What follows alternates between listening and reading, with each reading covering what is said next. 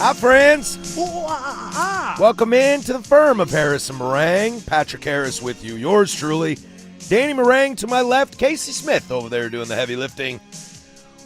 What do I always say on Friday, boys? We made it. We made it. I asked my girlfriend this morning. It's Friday, right? We got him, boys. I hope so. I am so bad with days, dude, especially during the season. It's so much worse. I just don't know. I'm ready for the weekend. I got 2 sick kids at home. Well, one went back to school today, and another one. Dude, my youngest, when Bubs is sick, it's tough, dude. He's just the sweetest, softest boy you've ever met, the heart of gold, and he threw up last night in the living room, and it just breaks my heart. When my oldest is sick, I'm like, yeah, whatever, she's a brat. It happens. It happens. I've managed to, you know what? God, where's wood that I can knock on? I have managed to avoid everything this year. I only had that one. Like I think this is the first time in God knows how long that I have managed to go without catching whatever stuff is out there. I guess there's some nasty stomach bug going up in my neck. Well, there's we were calling to get a prescription picked up the other day, and like when you call the pharmacy, like make sure you get your flu shot because the flu is really rampant right now. Is like this 30-second message about how bad the flu is this year, and I'm just like, please, all of you, stay away from me. Stay away from me, please. Don't give me this. I heard Joe Fisher ate 8 pieces of pizza. I know, right? Or is it 9? Unfreaking believable. Couldn't get one. And like, oh, you didn't make it back here in time. I'm like, no, because Fatty McFat inhaled half a pizza. To pull back the curtain a little bit, I don't think I've seen Dirt that red laughing hysterically in my life in our switch over here from show to show. He's just over there just giggling. Yeah. It's like, I came back there 3 different times to grab a slice of pizza. Mm-hmm. First time, everybody wiped out the first 2. I'm like, oh, okay, cool. They're putting a new one in. I'll come back here in 20 minutes. I come back there again, and they're polishing off the last piece again. I'm just like, bro. Boy, I just realized that we are a heavy food show over here. We were talking about jalapeno poppers out there. Oh, dude. What did you call it? The Texas Twinkie. Twinkie? Yeah. That sounds bomb. Yeah. Explain. For those that are not baptized. With brisket inside. Yes. All the fixins, and then it's wrapped in bacon. See, I don't need the wrapped in bacon. Yes, you do. I'm not going to say no, but I don't need it. What's really good is when you get the super thick cut around the bacon and the outside. Like that's the banger. It's just like, don't get me wrong, it's 1,800 calories each one, and it's going to clog your arteries. But man, is it good! Send that cholesterol through the roof. I've seen the one that's like sandwich sized. You seen those? What? Yeah. Oh, dude. A popper that's sandwich size? Yeah. You order one. Like there's a spot in Dallas that does them. They're like $22 a piece. But you're getting legitimately 2,000 calories. It's like Michael Phelps eats 6 of them. Yeah, it's one of those things where it's like the bacon is like a 1/4 inch, maybe ½ inch thick. Mm-hmm. Like that's what's wrapped around it, and you're getting 6 to 8 ounces of brisket. I assume you have had a chalupa before. Oh God, yeah. You know what a chalupa is, right? We're all familiar with the chalupa. Working at a brewery, might have been down the street from here. Remain nameless for integrity purposes. One day I was able to, now I was a manager, so I had free food, so it's probably okay. I talked with the boys in the back, and we decided to make a chalupa out of restaurant quality ingredients. So we took a burger patty, broke it all up to be ground, took a pita, deep fried the pita, and then did the burger, the lettuce, tomatoes, sour cream, and cheese from nachos. I ate half. It was huge. I mean, it was the size of my face. I ate half of that thing. 10 minutes later, dude, I thought I was going to die. It hit my stomach like a rock. And I had to go sit in the office for 30 minutes and then go sit somewhere else for 20 minutes. It just sounds like you should have just sat in the other place. Dude, it just ended my world. And it made me wonder, how come a chalupa is so delicious and I could easily eat 2 of them? I don't have a big appetite. But I could only get through half of that. Rocked my world. You're just not. It was delicious. You're not bathed in the fires of Mount No, Doom. no. Sit in the walk-in for a few. Yeah, I mean that proved to me that I may be fat, but I'm not a fat kid. You know what I mean? You know, Like I am out of shape, but I can't just get after it. So I was talking with my girlfriend about taking a trip somewhere, and we were, I was talking about going to the Middle East, going to, obviously things get more settled through there, but go to like Egypt. The birthplace of mankind. Yeah, that's really was. Go to the cradle of civilization. Go to, Egypt, Israel, Jordan, Syria, that kind of deal. Go see the pyramids, go see Petra, go to Jerusalem. Somalia. No. But she was like, number one, like she's never been on a plane that long. Like it's a at minimum 15-hour flight. Like it's a long flight, man. And it's if you've never been on a flight that long, you've been on long flights. It's different. It's a lot. It's I've done the 9 hours. I haven't done the London? yeah, I haven't done the 22. Yeah. I think Amsterdam to Portland is 10. Yeah, 10 or 11 right in there. But I haven't done like the Australia, Japan Yeah. 20 plus. So you can get That's the one. like living on a plane. Yeah. No, like That's a hotel room. I've done. That might be the only time I splurge for first class. If I ever go, Oh, yeah. If I ever go west, Yeah. I might just do it. I've been airborne for more than 24 hours. Yeah. Working on Sure. on an AWACS, an intelligence aircraft. I don't know what that is. You ever see the big 737 that has like the big radar dish on top of it? That's what it Yes. looks like. So that's an AWACS. Okay. Yeah. Wow, look at me. Yeah. Did not expect to know what that was. So I worked on one of those during the Olympics in Greece.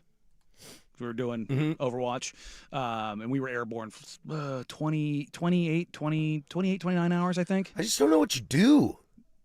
You work, and then you sleep, and Yeah. then you work, and then Yeah. you sleep. That's pretty much what it is. And so you've got flight crew that rotates out. But at least that you have a job to do. I mean, Yeah. like going to Australia, but what it's am also, I gonna do? But it's like, it's weird to be airborne for that long. Could I get drunk twice on a flight to Australia? 100%. Yeah. But the longest straight through flight I was ever on, I think, was 17 hours on a C-130 from Florida to Afghanistan, and we got mid-air refueling, which extends your range quite a bit. But yeah, no, the whole like flight thing, but more than the flight thing, I wouldn't say she's not like rock germaphobe. But she likes things clean, and it's like her food prep is a thing that she's very much afraid of. Like she does not like if anytime I cook chicken, she was like, Chicken's the number one. and she's very, very particular about that. I'm very serious on how you prep chicken. Yeah. Well, I think getting sick off bad chicken, like salmonella, sounds really, really yeah. awful. I tell you what, of all of the food sickness, nothing's worse than seafood. Oh, I've had food poisoning from seafood multiple times. Seafood almost killed me. Oh, okay. Not almost killed me, Yeah. but boy, it's I terrible. was in the hospital for 3 days. Seafood has done a number on me. Like it was. I eat raw seafood all the time. I'm I'm just playing with fire over here. I'm going to What get. nearly got me. Look, I'm not eating today. You're probably going to hear my stomach rumble during the show until I get off because I'm going for lunch with a buddy of mine. I'm going to go smash as much sushi as humanly possible. But she was like, "Yeah, think I'm most worried about is like the food." And like, I'm like, well, here's the thing. Like, say we go to Egypt first. I'm not going to take you to the backwoods of Jordan, and that's going to be the first place we land and go eat. Like, Might be some of the best food on the trip, though. oh, don't be wrong. Like, you go into little tiny spots, but you got to build your stomach up for that. Right. Like, you got to go to like the McDonald's first, like with the supply chain. Go with the familiar supply chain. Yeah, don't just raw dog some tap water when you get over there. No, Yeah, don't do bottled. that. Number one, bottled water only because that will get you. And I was like, she goes, yeah, your body's been through this before. I'm like, yeah, I ate food from basically a bodega in Somalia. My insides have been baptized by the holiest of fires. Not me, man. I got very lucky. I've missed that. Yeah, but like once you have that, I feel like that bug just sits forever in your stomach, and it's like any other bug that comes through. It's like waiting for you in a dark alley. It's like you ain't beating me. So my body can kind of process that. But that is a thing. Like if you're going to other nations, especially if you're going to Africa or Southeast Asia or something like that, where the standards of cleanliness are not as high in first world countries, you need to prepare yourself for that accordingly. My folks went to Egypt when I was younger. They loved it. Oh, it's they awesome. said it was awesome. Oh, it's so dope. So dope. My parents, when I was younger, they also went to Greece. My dad comes back from Greece, and I go, "Hey, Dad, how was the trip?" He was like, "Oh, it was fine." I was like, "Oh, just fine? Like, Did you enjoy Greece? He was like, not really my city. You would love it. I was like, what the hell does that What does that mean? even mean? I was like, what does that mean? He goes, well, they go to work for like 3 hours, and then they take a 3-hour lunch where they're just drinking, and then they take a nap in the afternoon, and then they go out and eat and start drinking. I was like, Dad, that sounds awesome. He goes, told you. Told you. No, Greece is awesome, but It looks really beautiful oh, there, it is. too. I mean, I love the Mediterranean. The Med is like my favorite place on the planet, whether it's on the north side or the south side. It's just I've not unbelievable. made my way down there. But yeah, like the whole idea of making that number one, making that long flight, and then the introduction of food after said long flight while you're adjusting to jet lag in different time zones. Yeah. Like you got to be gentle. You don't just if you've never made that, if you've never traveled like that, you don't just go to Brazil and then go to the spot that has like the shanty roof off the plane. Like, I want to be authentic. No, you don't. You want to slowly work your way into that. Otherwise, the rest of your vacation is going to be spent in a hospital. Do you think it would be weird, like, okay, so we always talk about living on the West Coast and flying to Japan, China, Australia, Thailand, whatever it might be, going west. What do you think it's like for the Australians? Like, take the Olympics, for example, flying from Australia to Italy. Yeah, we did this. Like I would direct flight was 22 hours. But, like, I would never, I can never imagine being in a position where I would be flying west from Australia or Asia.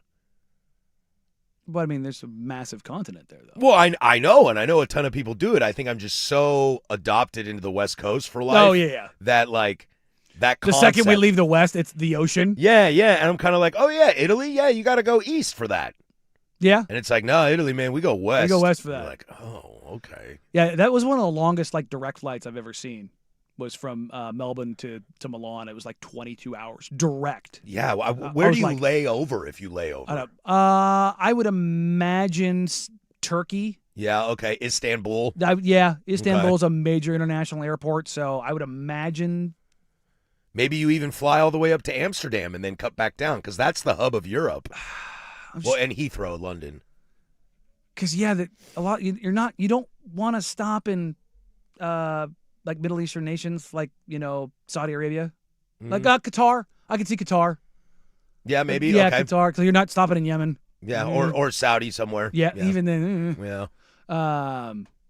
Yeah, that's a weird one. I don't know. Like, India's not quite halfway. It's like we're used to it domestically in America. Yeah. It's like, oh, you lay over in Salt Lake or Minneapolis or Chicago. And if you're Dallas, Fort Worth, and if you're flying Atlanta. to like Italy from here, you're probably going to go from here to BWI Yeah. or JFK. Mm-hmm. Then you're going to go to either Heathrow Or Amsterdam. or yeah. Amsterdam Yeah. or Spain. Those are usually We were, let's see, when the wife and I went to Europe a couple years ago, we flew, I think, to Seattle and then Seattle direct to Paris. yeah. But that you just go over the pole. Yeah. That's become a lot more common. Oh, yeah. You know, of all the airplane accidents we've ever had, we've never lost a plane over the pole. Huh. Why is that? I don't know. I think it's Traffic patterns better? I think it's honestly it's consistent weather. Oh, yeah. Like- you can predict it. It's you even though it's very cold, you're typically at the poles not getting the most disruptive weather. But I mean, it's scary because if you do crash out there, good luck. Nobody getting you. Yeah, it's gonna be a hot minute. I think it's going to be tough out there. I got a flight from Melbourne to Milan. They stop in Abu Dhabi. Oh, Okay, so there you Abu go. Dhabi. Okay, yeah. All right. That sounds about right. That makes sense. Oakley Dokley, we got a great show for you all today. Lot to get to. We're kind of all over the place here. Web Gems is near and dear to our hearts here in Rip City. We'll get to that in the 11 o'clock hour. Some NBA notes for sure, as Pablo Torre did name somebody yesterday. If you're a basketball fan, you can take a sigh of relief. We'll get to that in the Big Nooner, along with Matt Ishbia trying his best to make something work, and a little bit of NFL notes. But we'll start in the first hour with the Portland Trail Blazers as they defeat the Chicago Bulls last night. I don't know how many times I've said this right before we talk about a Blazer game. What the hell did I watch last night? We'll start there. 105.1 The Fan.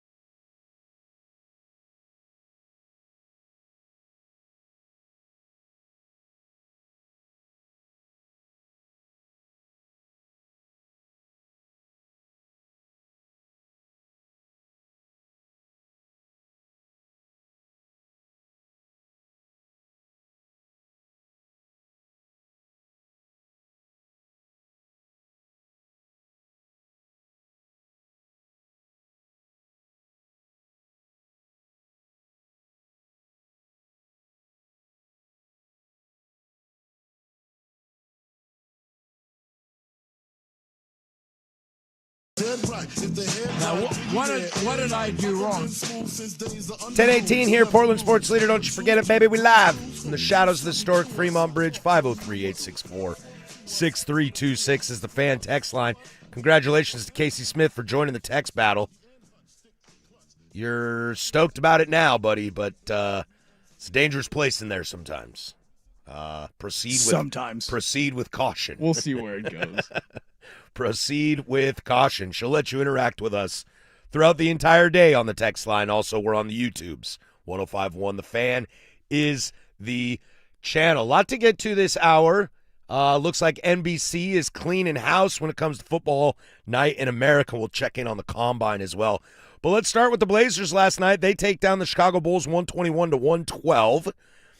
I teased coming into this, what the hell did I just watch? And we were talking about this before the show, Danny. It felt like a pickup YMCA game last night. I'm watching this Bulls team going, who the hell is that? Who is that? Who is that guy?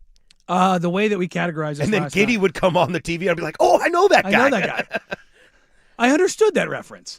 But no, I talked about this last night, and it was the way I categorized it was entertaining, not fun. It was entertaining. It was a high-paced game. Yeah, I mean, with Donovan out, the Bulls not having any bigs, you got an up and down game. It was played fast, even though the possession count was relatively high. It was mostly played clean. Blazers had 12 turnovers. The Bulls, I should say the Blazers played clean. The Bulls had 20. Blazers got 15 more shots up, one more free throw, 16 more threes. 19 threes were made, and 76 total were taken. So at halftime, that's terrible on both sides. It was god-awful. At halftime, the Blazers were shooting 76% from two. Hey, that's not bad. I like that. The Bulls, Jeremy helps that a lot. He had a great game. The Bulls were shooting 67% from two, and I was like, well, if either of these teams can get hot, they'll be able to figure this thing out, and kind of put this game away. I was like, well, it could be the Blazers, it could be the Bulls. I didn't plan on door number 3. No one. Yeah. Hey, no one else will hit threes, and so this is going to be remotely competitive down the stretch. And still win by almost 10 points. Yeah, and that was the big part of that is the closing stretch of the game, the adults took over. Robert Williams III, Jeremy Grant, Drew Holiday. Now, Drew struggled as a shooter last night, 4-15, 0-7-3. But you want to talk about professional point guard play, boy, was it on display. Yeah, a couple things that I took away from the game. Shout out Vit Krejci. I thought he had a really nice game last night. I would like to see a little bit more of that from him. If that's the stat line, 14 points, 50% from the field, 3 of 8 from downtown ain't bad. 3 rebounds, 2 assists, only 1 turnover. I like that. That's a great role player off the bench, especially for a team that struggles to score right now. No, and I want to see Vit get a little more opportunity. And I've heard some people or seen some people like, oh, man, I thought they traded this guy. He could do this and this. I'm like, you guys got to kind of slow your roll. Vit was huge value. Yeah, not just that. You're talking about a guy who is an off-ball player who doesn't have the ball a ton. And he's being put into an offense. And again, I will kind of keep beating this drum because I think a lot of fans in general, not just Blazers fans, think plays in the NBA are plays. Like you're scripting, like you go here, you go here, you go here. Yeah, I've heard a lot of that lately. People are like, well, why don't they just run better plays? And it's like, bro, they don't really run plays in basketball They have anymore. sets, and there's things that come out of them. It's fluidity. It's flow and motion. And everything that kind of comes out of that is, yeah, you may run like a staggered screen, but that staggered screen might have something in it where somebody's making a read where it turns into a ghost screen, or somebody slips it, or you take the stagger and then you bring it back over the top and you get into like a Spain pick and roll. Like there's just different things that come out of it. And so you have to have an understanding of how other guys on the ball play, and then how to kind of work as off of other, because Vit's going to work off screens. He's going to work off pin downs. He's going to work off flares. He's going to work off back cuts. Like those are the kind of things he's going to do.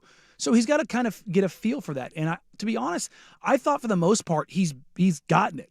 And when he starts getting confident of like when and where he's going to get the ball, that's what's going to feed into his shooting. A good example of it, and it's definitely not meant as shade by any means, but a good example of that is Denny in the All-Star game for the World. All those guys are ball handlers. And then you're kind of there with a bunch of super high A-level athletes, and it's like, What do I do with my hands? Yeah. You know, and it just takes time. I'm sure if Denny played 3 more games with that lineup, it'd be like, oh, okay, there Yeah. it is. Because it does take time. It is that fluidity. My second thought is, and this may be a little digging a little bit, is we're told Scoot's not on a minutes restriction, but he seems to still be a little bit on a minutes restriction. Do we see a moment where they really unleash him and see if he goes 30 minutes a night? Or is it just kind of how the lineup is right now? I think it's kind of how the lineup is because they're weirdly enough they're kind of guard heavy now. Yeah, this is so stupid. It's like Caleb can't make the team, Yeah, and we it's needed like- him for like 3 weeks straight to play 30 minutes a game. But now, I mean, now you've got Blake and Tease and Drew Mhm. and Scoot, and you're Mhm. just kind of like, oh, now it's a little bit more guard heavy, even though they don't have Shaden. And I thought Scoot was good last night. I thought he was really good too. I mean, his great on his athletic- twos, just not hitting his threes. His athleticism is really great. I continue to say that. I think he brings a nice energy, Mhm. and I think it's kind of a positive counter energy from Drew. You're talking about Drew being that methodical, smart, savvy point guard veteran, to where you get Scoot that kind of can push the ball and run if he Yeah. wants. I mean, Drew can too. I'm not saying he can't, but Drew's style is very much, what is this other team throwing at me? To where Scoot's going to be like, this is how I play every day. And I would like to see Scoot kind of get to that and his reads, his reactions, and how he's going to kind of dictate some things. That's kind of the next step for him. He's gotten better at it for sure. But on the flip side, I think having a guy like Veet out there with him is super helpful. But also having Rob Williams out there. Rob was so stinking good last night, man. Look, Jeremy's gonna get the credit, gonna get the flowers, ball going, hoop. Rob was excellent last night. That's why you look at Rob and you go, yeah, he's really good. Yeah. They had a lineup out there that was Drew to Chris, Jeremy, Rob, and I was like, oh, you can switch 1 through 5, and the worst defender on the court right now is Jeremy. Yeah. Like And that's a pro. like that, and but it was, offensively it was a little clunky, but it was like I'm just watching them switch through everything. It didn't matter if they went into zone and they were passing stuff off, if they were in kind of their 3-2 or 1-2-2 zone, or where they were blitzing, whether they're trapping, whether they're stepping up over the top. Like, because Chicago was playing small, it was like, but because they didn't have Donovan, they had to play smaller because the Bulls don't have a big anyways. But it was just like, oh, they can switch everything. And sometimes Chris Murray's the low man. Sometimes Jeremy Grant's the low man. Sometimes City's the low man. And Rob's out on the perimeter. And you're just kind of like, oh, this is kind of fun. Cool. I was going to ask that next question too. Like, with Donovan not able to go tonight, that kind of opened the door, and the matchup with Chicago opens the door for Scoot to start. Is it safe to say that if Donovan's starting, Chris is in this starting lineup? Yes. Considering Denny and Shaden are out? Yes. Yeah.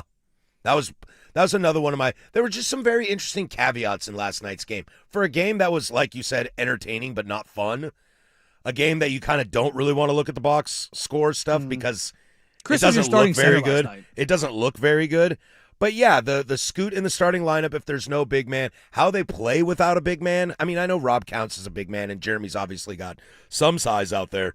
But without your true center, how would this team look on that? And that's where I am for this year. And I've kind of moved a little bit away. You've maybe talked me out of like the mystery box situation with the kids and stuff like that. But in this situation with no Denny, with no Shaden, and if Donovan's sick, got the mud butt or whatever, and can't go, that's the kind of mystery box stuff I want to see. How many minutes does Chris Murray get? He got almost 30 minutes last night. Jeremy's out there almost the entire game, and 2 is out there the entire game. And so those are the kind of things I'm interested in seeing. Can Veet, off a performance like that last night, play a little more than 20 minutes in a team? If ball don't go in hoop for Jeremy, does Veet get a little more because we got to see somebody score some points? That's the kind of stuff that I'm really looking at. Blake Wesley, he becomes the backup point guard, but if Scoot and Drew are starting, he's the first guard off the bench. And what does that look like? Yeah. That's kind of with the season. Look, I think this team will probably make the play-in just because I don't think everybody behind him. Math is mathing. But it's just it's time to evaluate, guys. I think that's where we are. If Portland makes the play-in game, hell, if they win it, awesome. I don't expect them to go any further than that. So right now, yeah, show me what Chris Murray's got.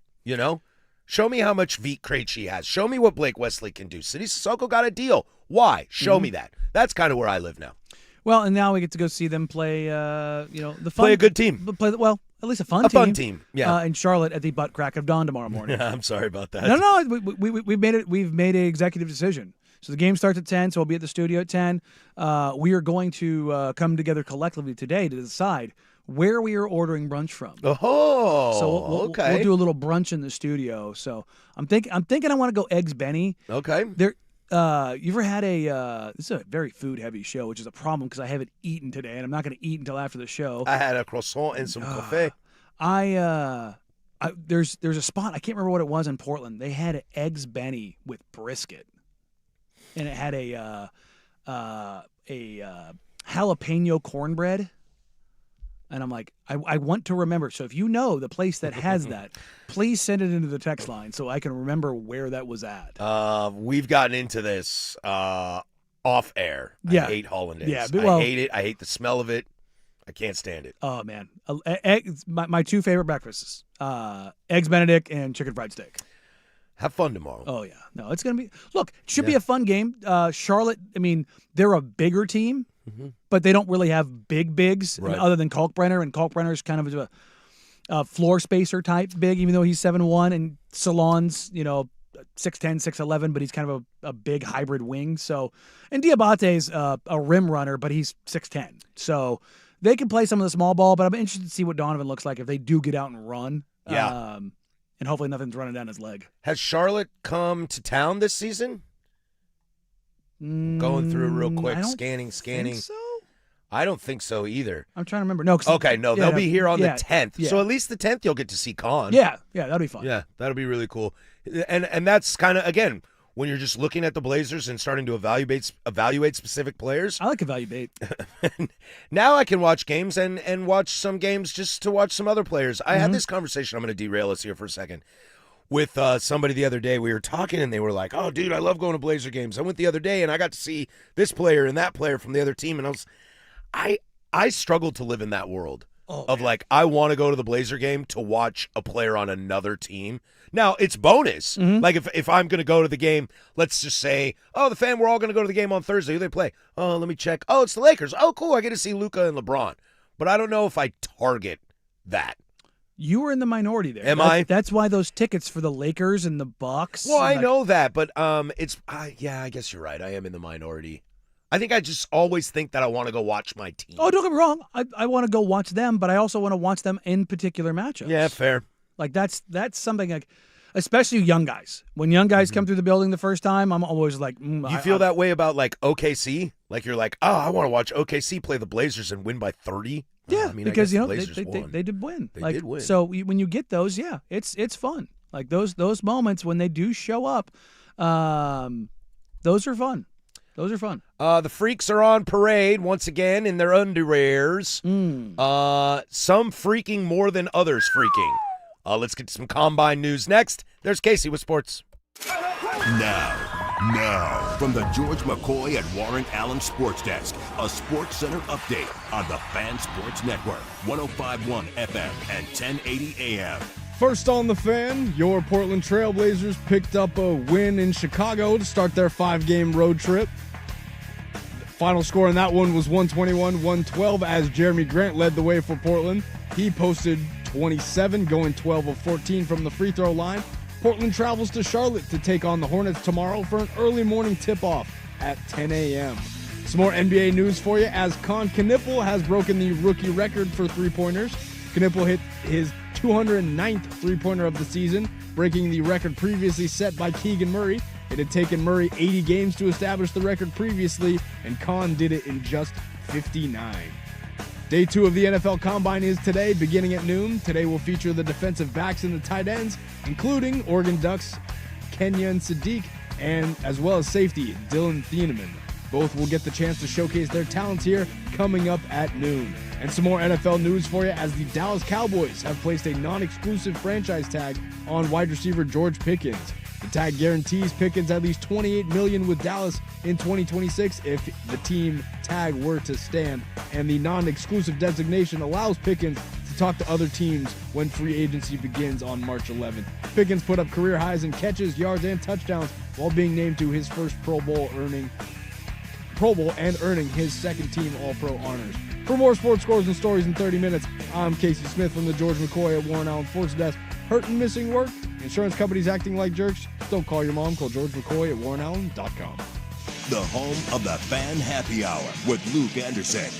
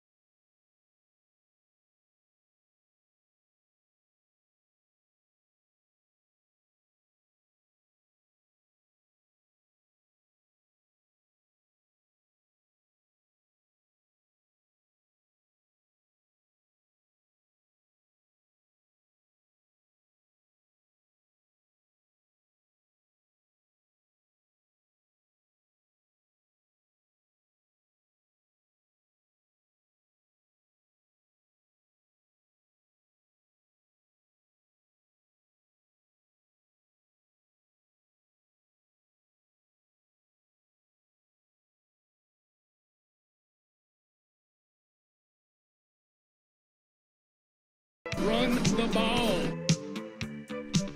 NBC doing something kind of out of nowhere, but maybe not so out of nowhere, as I think pregame, postgame shows need a good look in the mirror across all sports. We'll get to that in about 15 minutes. But Danny, your favorite. You said to me this morning you could do an hour on the Combine. And we've only had one day. It was D linemen and kickers yesterday. Linebackers. D-line, linebackers, and kickers. And kickers. Today is tight ends, DBs. This is when some freaks show up. Some freaks show up. But some fun stuff yesterday, and we'll just get to the big story of the day. Well, my friend, that would be Ohio State boy Sonny Styles. Look, we talked about this as we were getting ready for the show. I don't quite understand a lot of this stuff, but when you start telling me, a guy who can do this, this, and this, how many people have done that before? The answer is nobody. Then I go, okay, yeah, I'm very interested in that. I'm trying to find there it is. I refreshed this yesterday, and I was like, where is this at? Where is this at? So this is not the end-all, be-all, but there's a kind of a catch-all, RAS, Relative Athletic Score. Okay.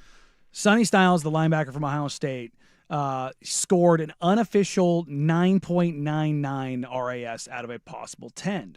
This ranked 4 out of 3,216 linebackers dating back to 1987. Ooh, you got the 3 ahead of him in front of you? I don't. Okay. Let me see if I can. So I'd be very interested in that. I always kind of like that. This guy, his metrics look like Lawrence Taylor, and you're like, whoa. That guy's pretty good. So his comps, as far as athletically, are Leonard Floyd, Isaiah Simmons, Lorenzo Carter, Scott Fujita. Like, as far as guys that just had bonkers RAS scores. Fujita was a good player. Yeah, I mean, he played for a long time. But, I mean, Styles is – the thing about Styles is it's not just how insane his raw numbers were. It's that he's 6'5", 244. You're talking like LeBron James level, Michael Phelps level of athleticism. This is again. I'll give you the numbers here. Ran a 4.48 40. That's faster than most wide receivers, and he's 6'5", 244. Faster than CeeDee Lamb. It always makes me wonder, like, how's that guy play defense? Why is that guy not an offensive juggernaut? And again, He has ridiculous defensive stats. Over his 4 years at Ohio State, he had 245 total tackles, 9 pass defended. 4 years 9 at Ohio sacks. State, you said? 4 years. Okay. 3 forced fumbles, and 1 pick. Yeah. Great numbers for a guy who stands right in the middle of the field. Yeah, and who knows if he even started his freshman year, you know? It And is- if he played 4 years, he might not have started his freshman or sophomore year. He definitely did not. He had 9 total tackles his freshman year, and his sophomore year he only had 53. So But then the next year he jumped to 100. So the brunt is junior, senior year. Yes. Well, that body develops. well, I mean, Ohio State's got pretty good linebackers. They always 183 do. tackles over 2 seasons is still ridiculous numbers. Yeah. Yeah, Ohio State, the defensive boys. So again, Defense and wide receiver U, that's for sure. ran a sub 4.540, 4.46 at 6'5", 244 pounds. He had a 43.5-inch vertical, and then he had an 11-foot plus broad jump. If you're What's 43 divided by 12? Like, how many feet is that? 48 is 4 feet. Good call. Almost 4 feet in the air? This is Dang. standing. Dang. So, butt to feet explosion. Dude, that's like at my chest. Okay, to put in perspective, this is a guy who's Shaden Sharp's size, 35 pounds heavier with a vertical 4 inches less. I'm being told on the YouTube channel that he was originally a safety. Yes, he got bumped down. Yeah, he got big. That was the thing. Like Cam Chancellor size safety? Yes, He's huge. He's actually bigger than Cam. That's nuts. That's why they give him the Isaiah Simmons comp. Yeah, Gotcha, He's like athletically. So he's in the 100th percentile for a linebacker at his size. So his height is in the 99th percentile. His weight is in the 85th percentile. His vertical is in the 100th percentile. His broad jump is in the 99th percentile. His 40-yard dash is in the 99th percentile. Like it's like ding, ding, ding, ding, ding, ding. It's like, And again- oh, this guy is a freak. And this is not just like his standalone. He's got great tape at Ohio. Yeah, that's like, Yeah. He has this isn't a fantastic combine superstar. He's a combine superstar who put up crazy tape. Well, Mel Kiper has him going 7th overall to Washington. He's a top 10 pick as a linebacker safety hybrid kind of guy. And I believe that came Mackay out. to the Saints. And I believe that draft, the mock draft, came out before. The combine yesterday. Yeah. Whoa, dude, this mock draft has 1, 2, 3, 4, Is this linebackers? 4 Ohio State players in the Oh, top 10. yeah. 4 in the top 7. Yeah. That's nuts. Yeah. They were pretty good this year, They were pretty good. but they had a freshman quarterback. They had a freshman quarterback. So, Imagine if they didn't. yeah. But no, the combine, we're going to get we're underway at in about an hour, I think. Yeah, coming up here at noon. Yeah. So, Luke Anderson told me this morning that Reuben Baines is not allowed to play in the NFL. Arms are too because short. He's got too short arms. Dude, I caught primetime yesterday, and Rob, that guy's such a genius. He measured the arm length of all 3 of them, him, Steven, and Sukanik, and decided that they all can't play in the NFL. Although Suk's arms are long enough that he can play in the NFL, and Suk goes, but as you saw, I can't play in the NFL. That was, if you missed that, go back and get it on podcast. That was really funny. But Reuben Baines, he went out there and said, I'm the best defensive player in this draft. And I'll never fault guys for saying that. The answer is Caleb Downs, but I will never fault somebody. And it's really fascinating how, again, Danny, it's kind of, we talked about this yesterday, like exceptions to the rules. They're like, Reuben Baines will be fine. Aaron Donald had small arms. I'm like, Aaron Donald is one of the freakiest freaks to ever freak in the NFL. So that could be the exception to the rule. Now, I watched a lot of Reuben Baines this year. He very good. So I'm not worried about his arms. Plus, I am no athlete like aficionado or metric aficionado by any means. I love it. But I would feel like I need my O linemen to have long arms. I'm not worried about the D linemen. They're swimming, right? If you got the power, who cares? You're bull rushing them. Yeah. The thing about this is, as far as like comps and kind of looking at scores and kind of predictions, this is where I love let's take what a guy did, their production, and then kind of marry up their production at the combine. Yeah. And I'm not talking about the tape. I'm talking about the analytics behind their actual production. So take the other edge rusher in here, David Bailey, Texas Tech, the mutant freak who's like, he's got the long arms, but everybody's like, well, his shoulders aren't very broad. Didn't he run like a 5-second 40? Bailey? Yeah, for a D lineman.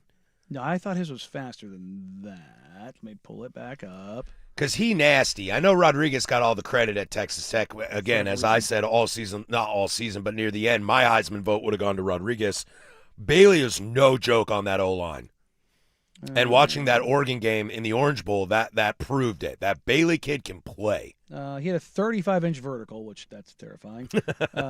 Bailey, where's it at? Where is it at? Also, No. David Bailey ran a 4.5. oh, geez, wow. What was I looking He had at? the fourth fastest time. Whew. No. And the reason I wanted to bring this up is, so this is, again, like, when you talk about, like, well, players that have done this with this and this, like, you're kind of cutting the pie kind of a deal. Mhm. But the only Power 4 edge rusher since 2015 with a win rate in pass sets of greater than a third of the time in at least one season and has an RAS score greater than 9.4. These are the guys on that list. David Bailey, Nick Bonito, Laiatu Latu, Nick Bosa, Josh Allen, Aiden Hutchinson. I love that there's just randomly Josh Allen in there. Well, It's like Aiden Hutchinson, Nick Bosa. Josh Allen and you Bonito. forget that. Oh, I is a know. top 5 pick. No, I know. No, I know. It's not a slide at Josh or anything like that. It's just funny when I see Bonito, Hutchinson, Bosa, yeah. and this quarterback for the Buffalo Bills. No. That's just. Well, Josh Allen is in the pass rusher. And I thought you were talking about Josh Allen, No. the quarterback. Josh Allen. Josh Thank you. Hines No. Allen. You can understand how Yeah. when I first hear that, I was Yeah. like, that guy's a quarterback. Yeah, no. No, this is pass rush bad. win rate. So, My bad. So guys that had at least basically a 33% win rate in true pass sets and also had an athletic score of 9.4 or And greater. Nick Bonito is a middle linebacker. Yeah, Bonito. I mean, wow, what a coming out party for Bonito this year. I mean, And Hutch and Bosa speak for themselves. But that's- I mean, he has Alex Singleton next to him, which makes Oh yeah, a the lot whole of the run the whole stuff crew a is lot good, easier. and the philosophy on that defense, the scheme on that defense is fantastic. but looking at like this group, I mean, even Josh Allen he's still really good. Like this isn't a guy like, did he underperform in his draft slot? Maybe a little bit. I wouldn't say that. I'd say he's the cementing factor on that defense. Is the reason Yeah. why they were so successful defensively. And I'm saying, like, if you're talking about, being the guy, maybe he's underperformed as far as, like, the counting metrics, but as far as his impact and importance, he's a dude. Like, but every single guy on this list is Laiatu Latu. The only problem with him is health. Yeah. But when he's on the field, that guy's a terrorist. Same with Aiden Hutchinson. Yeah, it's just like those guys have been absolute monsters. Last note I caught from the combine yesterday. Did you see Sleepy Time Sleepy McSleeperson? Oh, no, Aaron Glenn, no. Dude. No. Dude. If old Sean Payton or Andy Reid get caught snoozing, Harbaugh. if Trump or Biden get caught snoozing, like they're old. They're old. I understand that. Aaron Glenn, bro. Dude, if you want to Take the encapsulate coffee. like what the New York Jets are, I present to you Aaron Glenn. Like, dude, he's gonna get fired. Woody Johnson already hates him. That's a bad look. Doesn't trust him to hire personnel for himself. So you're going out And you're caught on a hot camera sleeping at the combine? Well, what you do got you the do? number 2 pick. They already don't trust you to draft personnel, but they're sending you to the combine anyway. Wow, I bet you they already know who they're taking. Mel Kiper has him taking Caleb Downs. Yeah, we'll see which way it goes, but yeah, it's a look, man. I get it. I think I've heard Arvell Reese too. Yeah. They have 2 first rounders. I mean, Yeah. so even if they go get Caleb Down, they still have to pick at 16. Yeah, but Is that what they are? 16? yeah, the sports Oh, right, world Indies. when you go to these kind of things, the night times get crazy. I Look, know. I've been to events that, I know. but you've got to be an adult. That means when you get back, if you're having an all nighter. You got to suck it up. You got to go mainline the caffeine, whatever it is you got to do. If that means you're sitting there just sucking down just black coffee the Again, whole time. Gronk in the training room with the IV Yeah, in the arm. And if you need a quick 5-minute snoozer, dude, Go you ever- somewhere. You ever sat on a toilet and slept for 5 minutes? go I have. set the alarm. Yeah. Just go there quietly. It's usually quiet in there. And just take a little cat nap. Put the toilet lid down. Yep. Just go do what you There need ain't to do. no cameras in there. No. You can't Boy. be dozing off in the booth, man. Meanwhile, we see Harbaugh just leaning forward on the rail watching Yeah, it's 315-pound D tackles. It's like, crack nom, for nom, him. nom, nom, nom. And Aaron Glenn's just like, oh, God. Yeah, it's Well, at least I got a contract. look, in the grand scheme of things, it doesn't matter. It's just a really, really bad look. Such a bad look. This piece came out in The Athletic by Andrew Marchand. It looks like this guy's out, and maybe the entire crew is out for Football Night in America on NBC. Where do they go from there? Let's get to that next. 105.1 The Fan. It's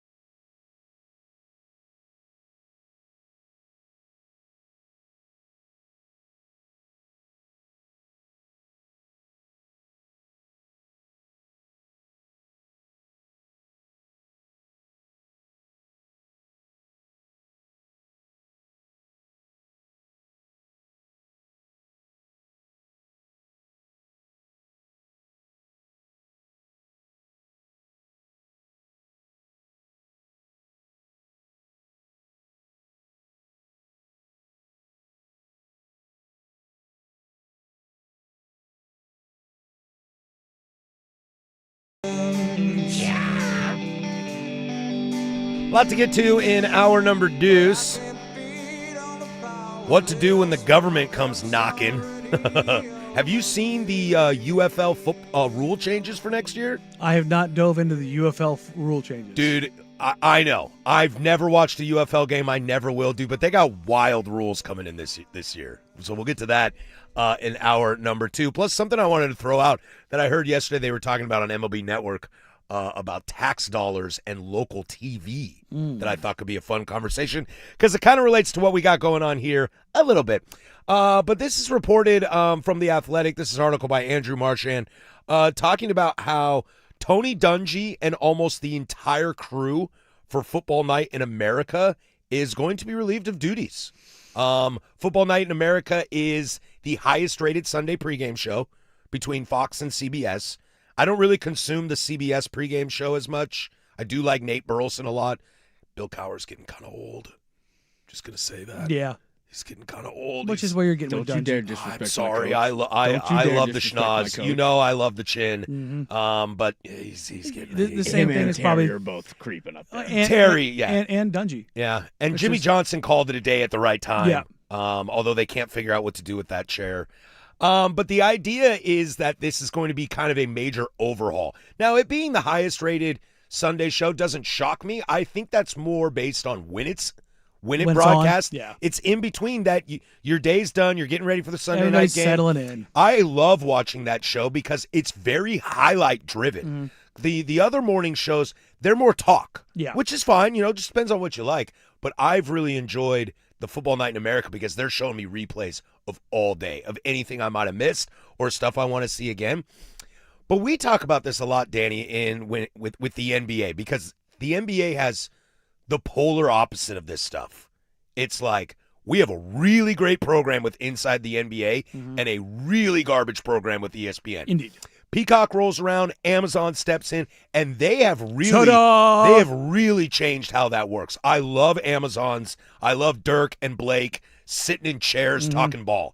You know, it looks really relaxed. Guys that give a damn about the game. We're not talking about, is LeBron going to be a Laker next year? No, and it's like, oh, Luka's bad on defense and they're exploiting it, not for clicks. These guys are showing what teams are actually doing. And I think NBC probably sees how well that's working on Peacock and the NBC broadcast for NBA.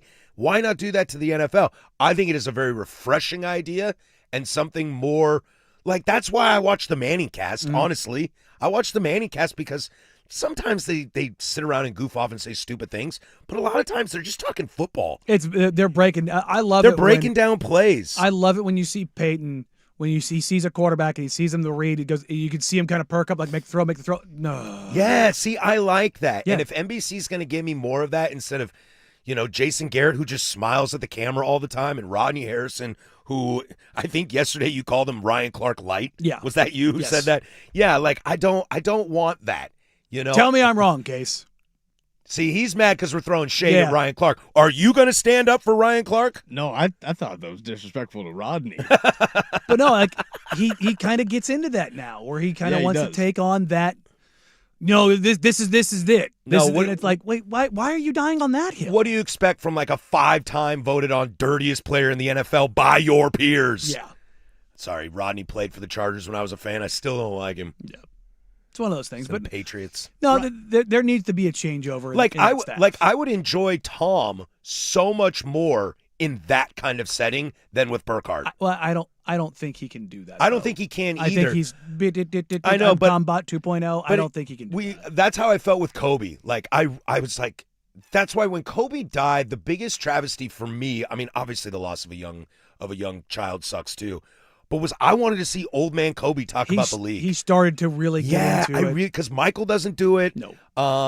KG and Paul Pierce would rather smoke blunts It just makes and people, have hots than actually talk ball. And Tim Duncan's just chilling somewhere in the Caribbean when he's not on the bench. And Shaq is great, and Yeah. Kenny and Chuck, obviously that is an entertaining show. But Kenny's like the only guy on there that really does X's and O's.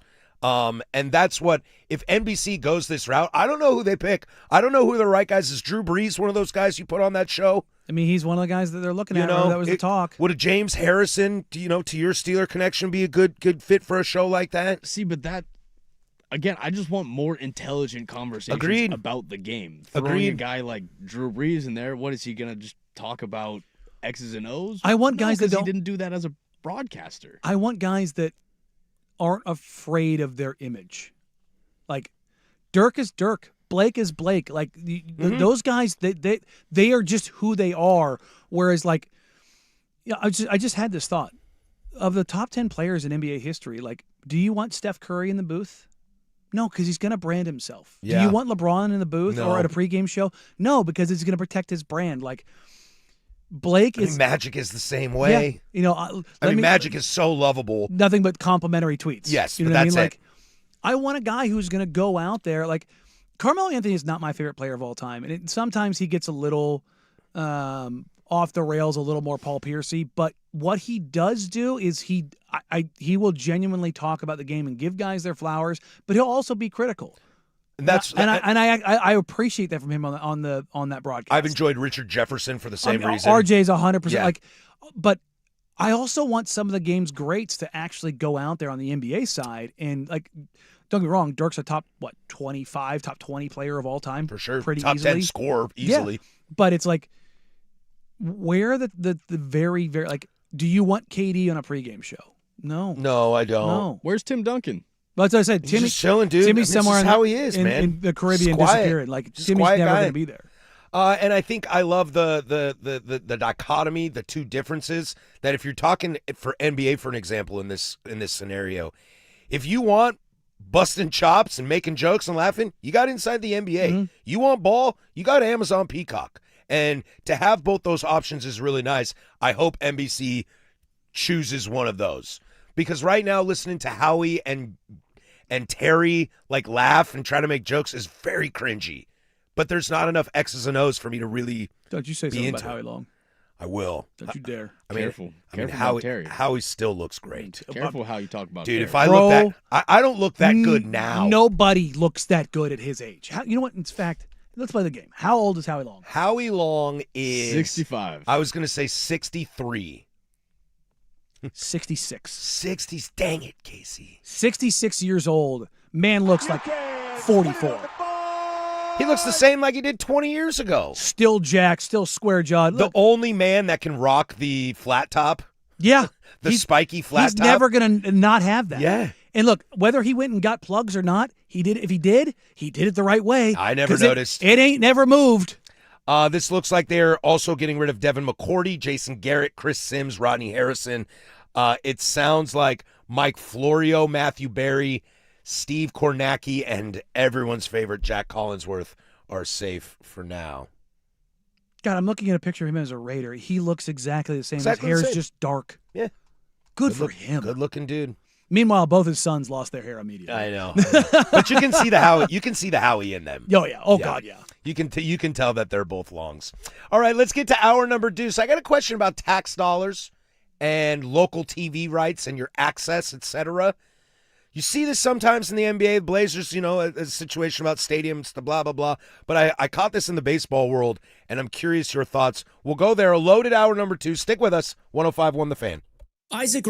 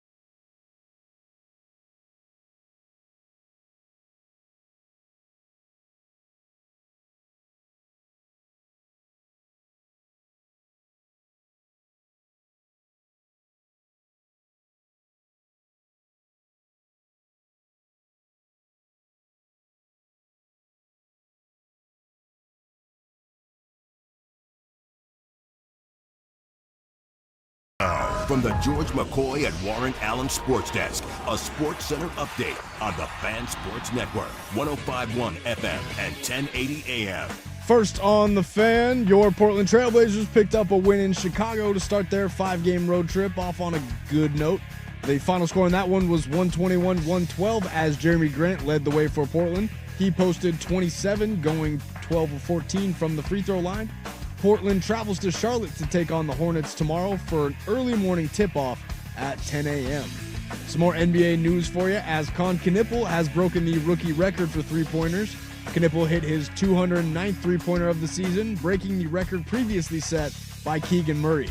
It had taken Murray 80 games to establish the record. Con did it in just 59.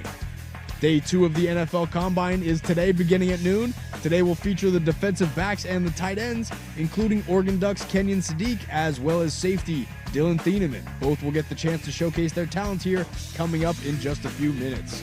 And some more NFL news for you as the Dallas Cowboys have placed a non-exclusive franchise tag on wide receiver George Pickens. The tag guarantees Pickens at least $28 million with Dallas in 2026 if the tag were to stand, but the non-exclusive designation allows Pickens to talk to other teams when free agency begins on March 11th. And for more sports scores and stories in 30 minutes, I'm Casey Smith from the George McCoy at Warren Allen Sports Desk. Hurt and missing work? Insurance companies acting like jerks? Don't call your mom, call George McCoy at warrenallen.com. Your home for the Oregon Ducks, the Fan Sports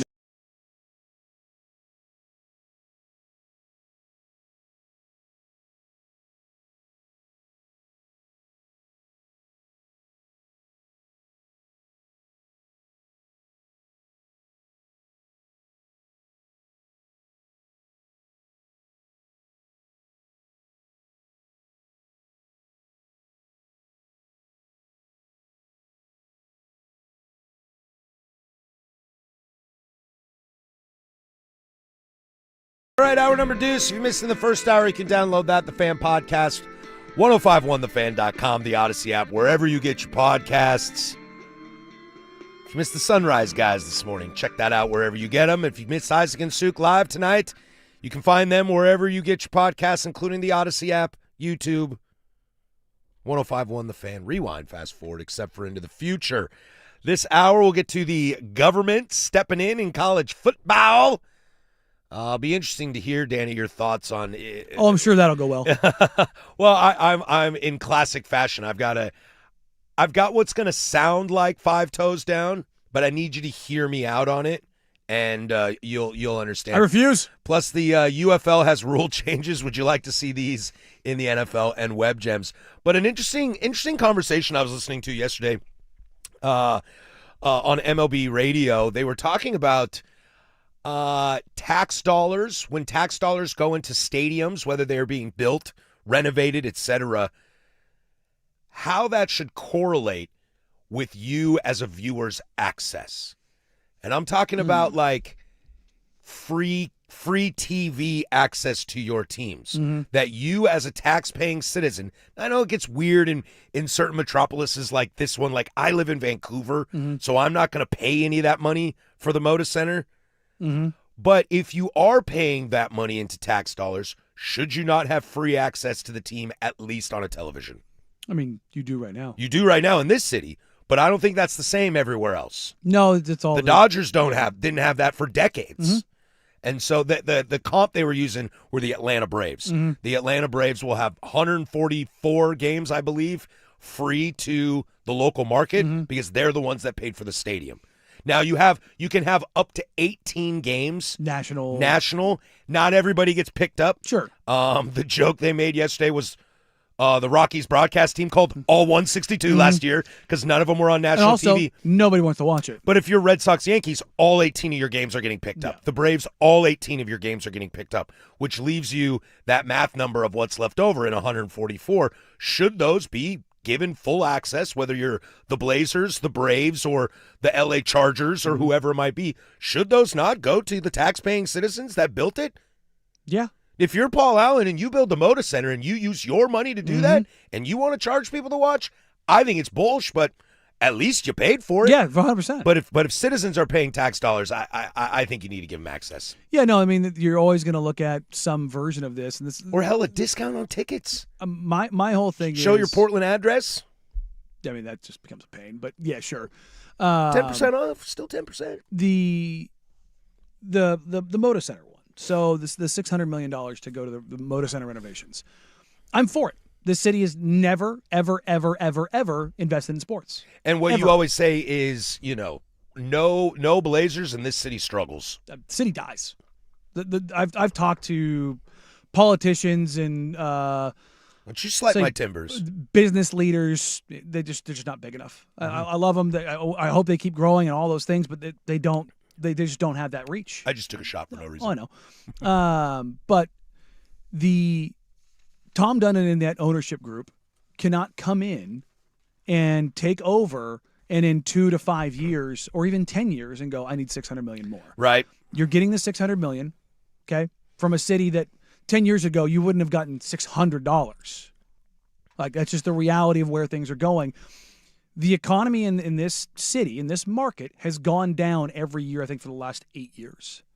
And so if you're an investor looking at that, I understand you not wanting to take on that burden, and you're going to add your investment into it. You're going to spend, $4.5 billion collectively to buy this, and the taxes are going to come through that, and you're going to renovate that, and it's become this business center that generates roughly, $800 million in the economy every year. There's nothing else in this market does that. Right. Like it's hundreds, thousands of jobs for, across the entire calendar. That's a real thing. But he also, in his ownership group, they need to come in and they need to put the money into the Rose Quarter because that area is dead. It's absolutely dead. But that's got to be their money. But here's the part of it that where I'm going to give them the benefit of the doubt or the credit. You spend the money to go into the Rose Quarter, and that's your investment. You get to reap the rewards of that. That's where the financial gain comes out of it now. It's not just, the $1 million you make a game. It's also the revenue generated by the area. That's why the complex now is the thing. It's the real estate, it's the restaurants, it's the other establishments that are there, it's the tourism part of it. But you look at the Rose Quarter, it's nothing there. Yeah, and another part of the argument was even if you're giving this free TV, KUPN for the Blazers, for example, there's still marketing money to be made. There's still commercials. There's still branding. There's still K2. Sponsors, K2, Yeah. but if it's on 2.2, whatever it is, it's still free. Yes. A great example is like go up north to the Seattle Mariners. Okay, Root was a disaster of Epic proportions. of epic proportions of a broadcast channel, and I'm looking it up. Taxpayers initially paid $517 million to open Safeco when it was Safeco at the now T-Mobile. They also in 2018 got another $135 million. So now you're knocking on almost $650 million from taxpayers, and you had to pay the upgrade sports package to get Root Sports. Yeah. See, that's an atrocity. Yes. And I, for one, maybe it's how I view paying taxes. This is a little bit, where you lean when it comes to fiscal in your politics. I, for one, don't mind paying taxes if you're going to throw something at me. If I lived in Portland still and I need to pay taxes to give the Blazers a better arena or an upgraded arena, and you sell me on, well, then the Blazers are going to be on free TV for the next 20 years. Done. Sure. I'm in. And I think there are other markets that don't have that benefit, and I feel for that. Yeah, no, you're starting to see this switch, the death of the RSN, although some of the RSNs are starting to conglomerate and come back, and it's like I've been saying this for a decade. Yeah, Masson and Yes, those will always be but big. even other ones, though, the other ones are coming around and kind of bundling back together again. I've been saying this for the last decade. Everybody's like, oh, everybody's cutting the cord, everybody's cutting the cord, and then everything's coming back together. You know what we're going to end up with? Cable. I know. We're going to end up with a streaming version of cable. Dude, that's what's going to happen. Casey's Yankees, for example, all right? All 18 of their potential picked-up national TV games are going to be picked up. Where are they going to be picked up? ESPN, NBC, Amazon, Netflix has a Dodger game this year, or it's Giants-Yankees opening day is on Netflix. I mean, fortunately, I use the CBS Sports app, and it tells me what channel everything's on, so I don't have to go searching for it.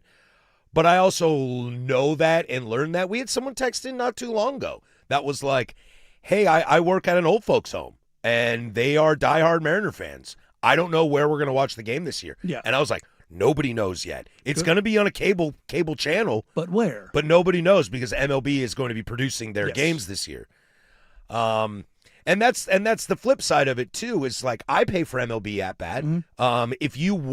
If you didn't do what you do for the Blazers, would you pay for League Pass just because you love ball that much? Yes, because I'm a psychopath. Yeah, because you love ball. That's the same way with me with MLB at bat. But opening weekend, Cleveland plays Seattle. Guess who's not watching opening weekend? Well, I mean, I am. I am. But I have to go through other ways to do that. And then you have, the ongoing thing right now with Warner Brothers Discovery. Like, what group is going to end up buying them, whether it's Paramount or Netflix? Right. That's another sports entity. And that's the thing is, each one tries to get bigger and bigger and gobble up more and more. And guess what's going to end up happening? You're going to end up with 3 groups again. It's going to be like Dish, Direct, and Comcast. Those were the 3. Now you had Spectrum and other ones that are out there. But what's going to end up happening is, we need to have the competition. That needs to happen, but they also need to have all of the platforms, and that's where we're kind of the regulation of it all. Where does it end up? And that's why I keep bugging back. It's cable, but there's not a wire. And I've been saying because I'm an Apple TV guy. I have Apple TVs on all my televisions at home.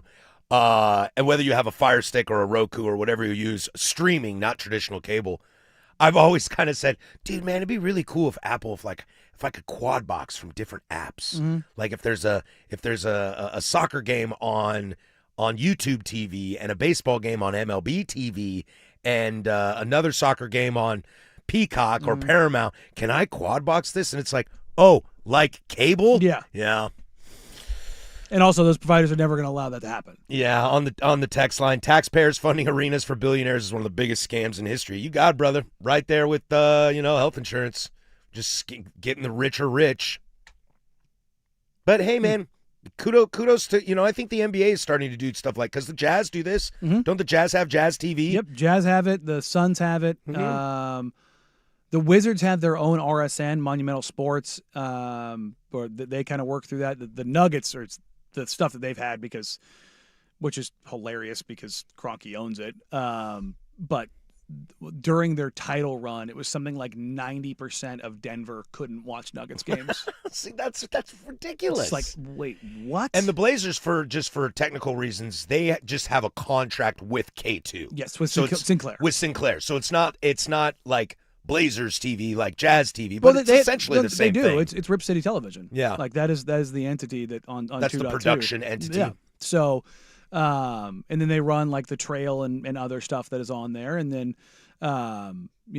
everything that kind of comes with that. That's kind of I think that's kind of the way teams are starting to move. And I've talked to owners and presidents of other teams, and kind of like they're interested in kind of watching what the Blazers and the Jazz and the Suns are doing, and kind of how that ends up working out, because Ishbia was the first one to do it with the Suns, and he was like, look, yeah, we're going to lose the guaranteed money, but it's better for us having more fans have access, Eyeballs. because it's not just the eyeballs, it's how you create new fans. Mm-hmm. That's the thing. It's like, sure, do you want the Spectrum Sports deal that the Lakers have, where they're getting $140 million guaranteed? Why do I have a Yeah. soft spot in my heart for the Seattle Mariners? Because I've watched them since I was 4 years old. They were on Fox Sports Dave- forever. Dave Niehaus was on the radio every night. Yeah.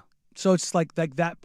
If you make that connection, it's like, are you willing to give up the guaranteed dollar to have more access and generate more fans? And I think the answer should be yes. Yeah, I do too. A little bit more politics here when it comes to sports. The government is stepping in to help people figure something out. Is that necessary, or is this saying more about what you got to figure out? We'll go there. That's Danny. I'm Patrick. This is 105.1 FM and 1080 AM.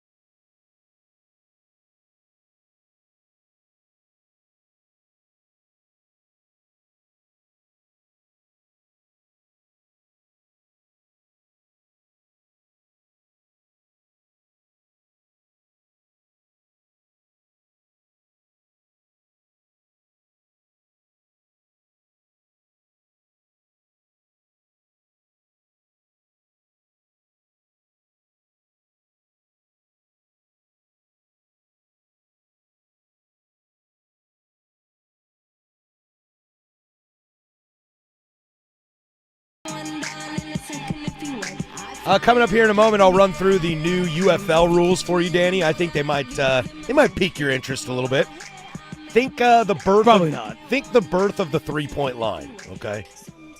Tease that for you. We'll get to No, there in a no, minute. I know what it is, but it's like it's not going to get me to watch.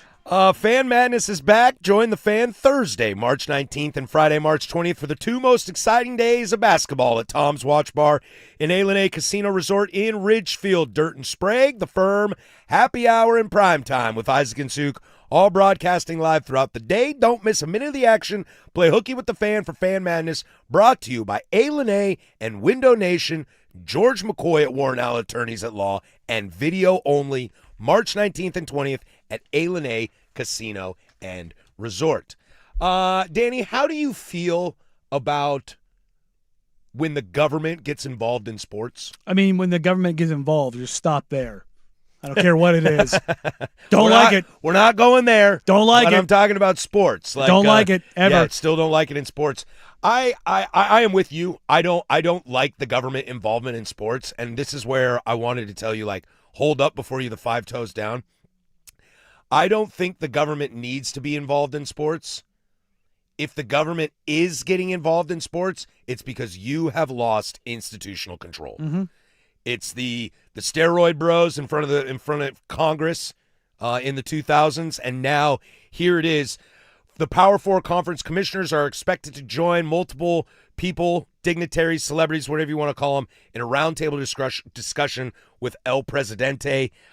This includes Tiger Woods, Nick Saban, Mac Brown, Urban Meyer, Condoleezza Rice, Jonathan Kraft, Adam Silver, Eric Shanks, Jimmy Pitaro, who I don't really know those guys are, but they're the presidents of sports Fox TV channels. Some athletic directors and former college athletes. Don't forget that athletic director, the chief, the whiner in chief, Pete Mavakwa Yes. at Notre Dame. I saw him, Silver, and Kraft, and Urban Meyer. Dude, the silver one, I'm like, ugh. And I just wanted to be like, okay, cool. Just bring on the sweet meteor of death. Can this be like whatever Adam Silver says, do the opposite of? Just a bunch of perpetual whiners. It will include also former quarterback Tim Tebow and Charlie Ward, Guys who care about the game. the Florida boys. The idea is to try to figure out how to, quote unquote, fix college football or college athletics in general. Because you see the Bediacos of the world, and I don't think it's a problem, but, for example, an A.J. DeBonsa going to BYU, like Danny Ainge helped facilitate that. Adidas helped facilitate Darren Peterson to KU, Rock Chalk. Every time I see this stuff, like, I don't know what they're going to accomplish. I don't want to get into the political side of it because you can read this list and you can see they all lean a specific certain way. But if the government has to get involved, I always say it's because you have lost control. And the only thing I will say is if the government does get involved and force people to make a change, then I might be all for it.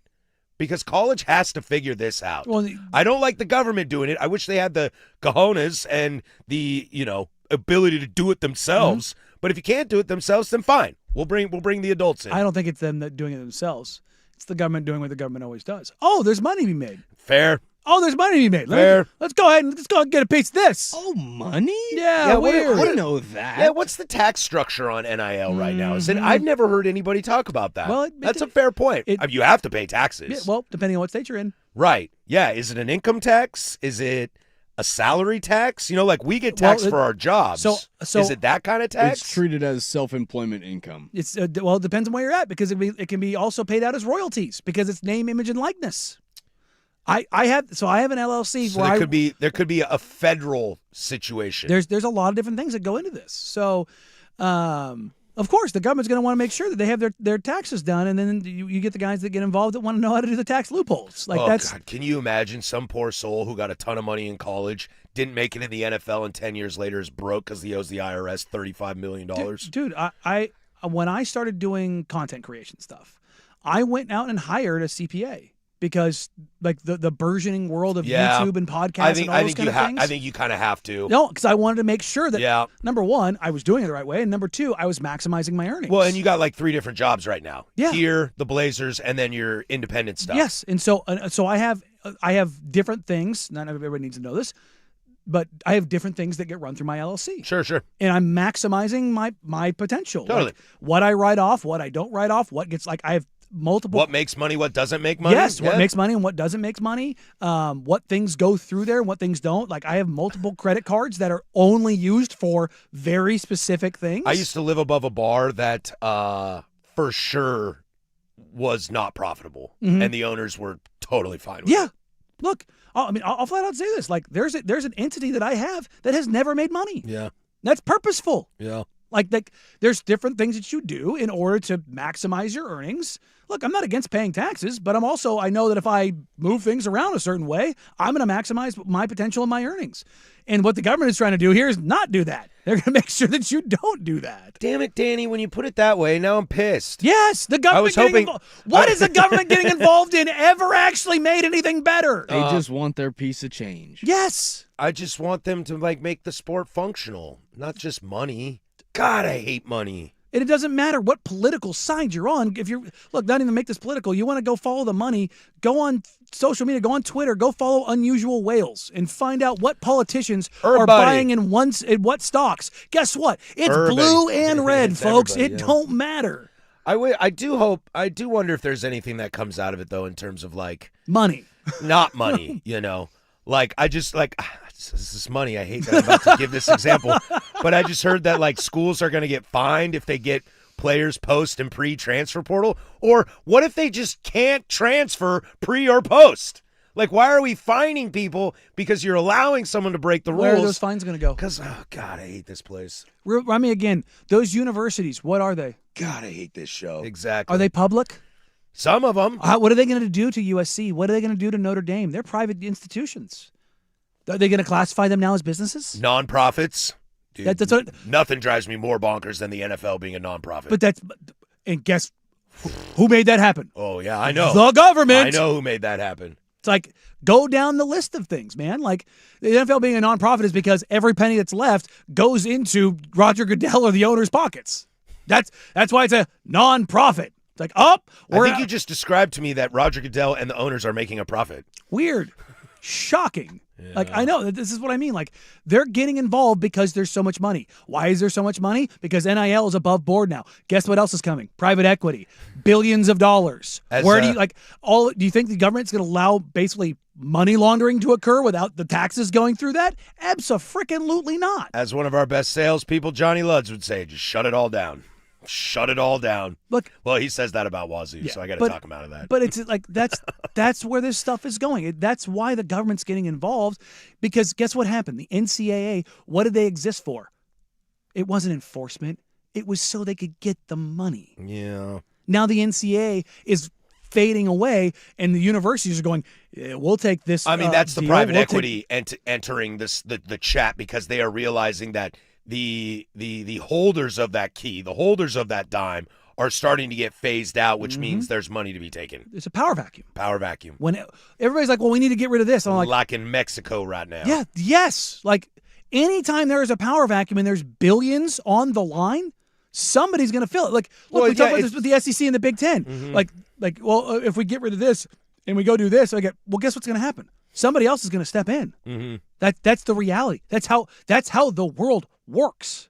Doesn't matter if we're talking about borders, if we're talking about commerce, we're talking about military. No matter what it is, that's what it fundamentally comes down to, is power vacuum. That's Next man up. That's why every single zombie TV show or movie you see has anarchy. It's factions.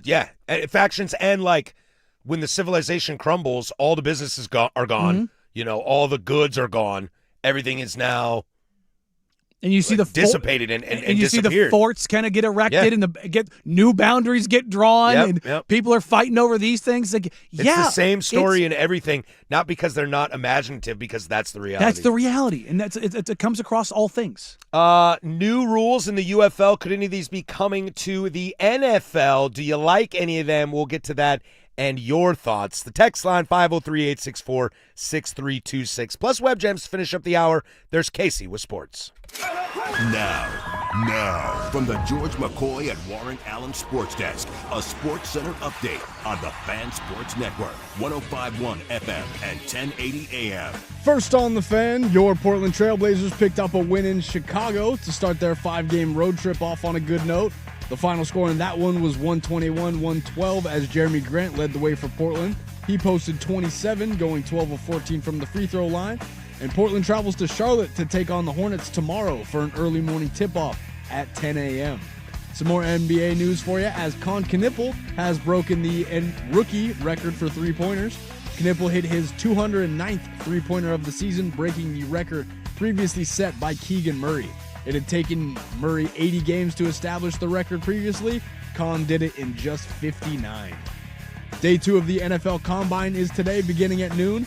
Today will feature the defensive backs and the tight ends, including Oregon Ducks Kenyon Sadiq, as well as safety Dylan Thieneman.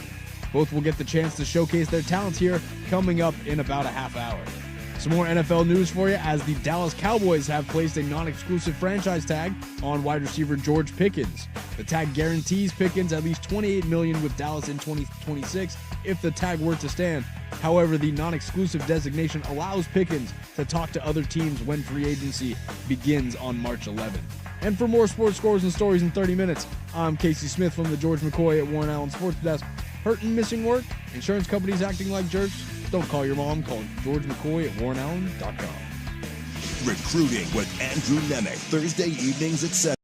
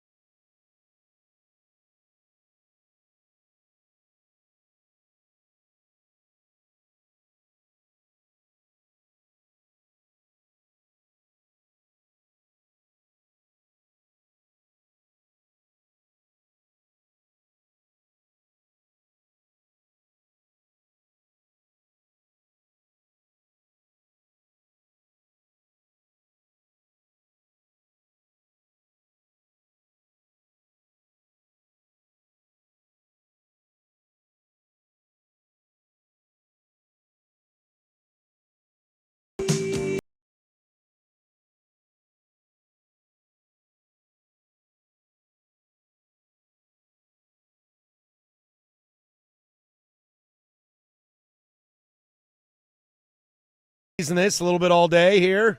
The UFL has new rules coming into play. What would it take to get you to watch the UFL? I Casey over there strikes me as a football sicko that he will watch UFL. won't. Yes, I don't sir. think I will. You'll watch UFL? Yeah. It requires just better players. Yeah, now when you watch UFL, what are you watching for, Casey? Is it just you love football and you want to watch more football? Yeah, I think I or are just you wanna see- actually like scouting players? I want to see big plays, like a linebacker going downhill and scraping, a DB making a great pass breakup. Highlights. A you got Moss. Okay. I don't know what it would take me to do that. I mean, there are definitely some sports that I watch lower tier leagues or conferences, however you want to describe them. I watch a lot of WCC basketball. I have almost my entire life because of GU. And WCC basketball's not bad. It's top heavy, but it's not Big 12. No. Look, The Big 10 this year. I will dabble. I will Mhm. dabble in lower leagues, but it's always for a particular reason. Like UFL, XFL, USFL, like whatever. It's below college for me. It kind of is. It's like And college, like basketball is the same way. College basketball and college football, you can watch because of the pomp, regionality, the excitement, the folklore, the tailgating, your identity, etc. You grew up in LA, so it's fight on. I went to Wazoo, it's go Cougs, stuff like that. Like Oregon State for Casey example. It's hard to have that in the UFL or Canadian Football League or XFL. look, I Like, live. where's the closest UFL team to us? Yeah, I couldn't even tell you. Birmingham, Columbus, Dallas, D.C., Houston, Louisville, Orlando, St. Louis. St. Louis would be the closest. Yeah. So Or is Dallas technically no, closer? Dallas is closer. Dallas. Okay. So I lived in Grand Forks, North Dakota, Two teams this side of the Mississippi. and I would drive an hour up to Winnipeg, and I'd go up to and watch Winnipeg Blue Bomber games. Okay. Canadian Football League, and they were good. It was a good team. They had the Tijuana Yacht Club, which is this giant nightclub / hotel. And, we'd go up there, party, stay at the hotel, and then we'd get up in the morning, go watch the game, and then, after the game's over, we'd drive back. Had a great time doing it. I did not once ever flip on a Canadian Football League game when I was stationed in North Dakota. But would I go to one? Yeah, it was a great time. But it's just the level of play has got to be better for me to care.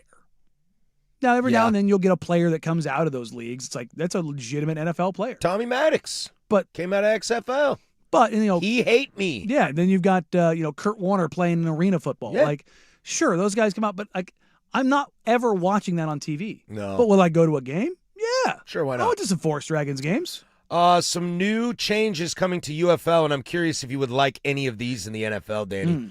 The 4-point field goal, 60 yards or further, worth 4 points. I think it's got to be 65 or further because it's the reason in the UFL, XFL. dudes aren't hitting 60. In the It's- NFL, they're almost automatic, it feels like. guys are The percentage is guys way are up. banging 60-yarders now. People are getting closer to hit 70. Yeah, like if you want to tell me you're kicking 65 plus because you're flirting with NFL records at that point in time, bump it to 4. I'm cool with that. The UFL will go college route and 1 foot in bounds. I don't like that.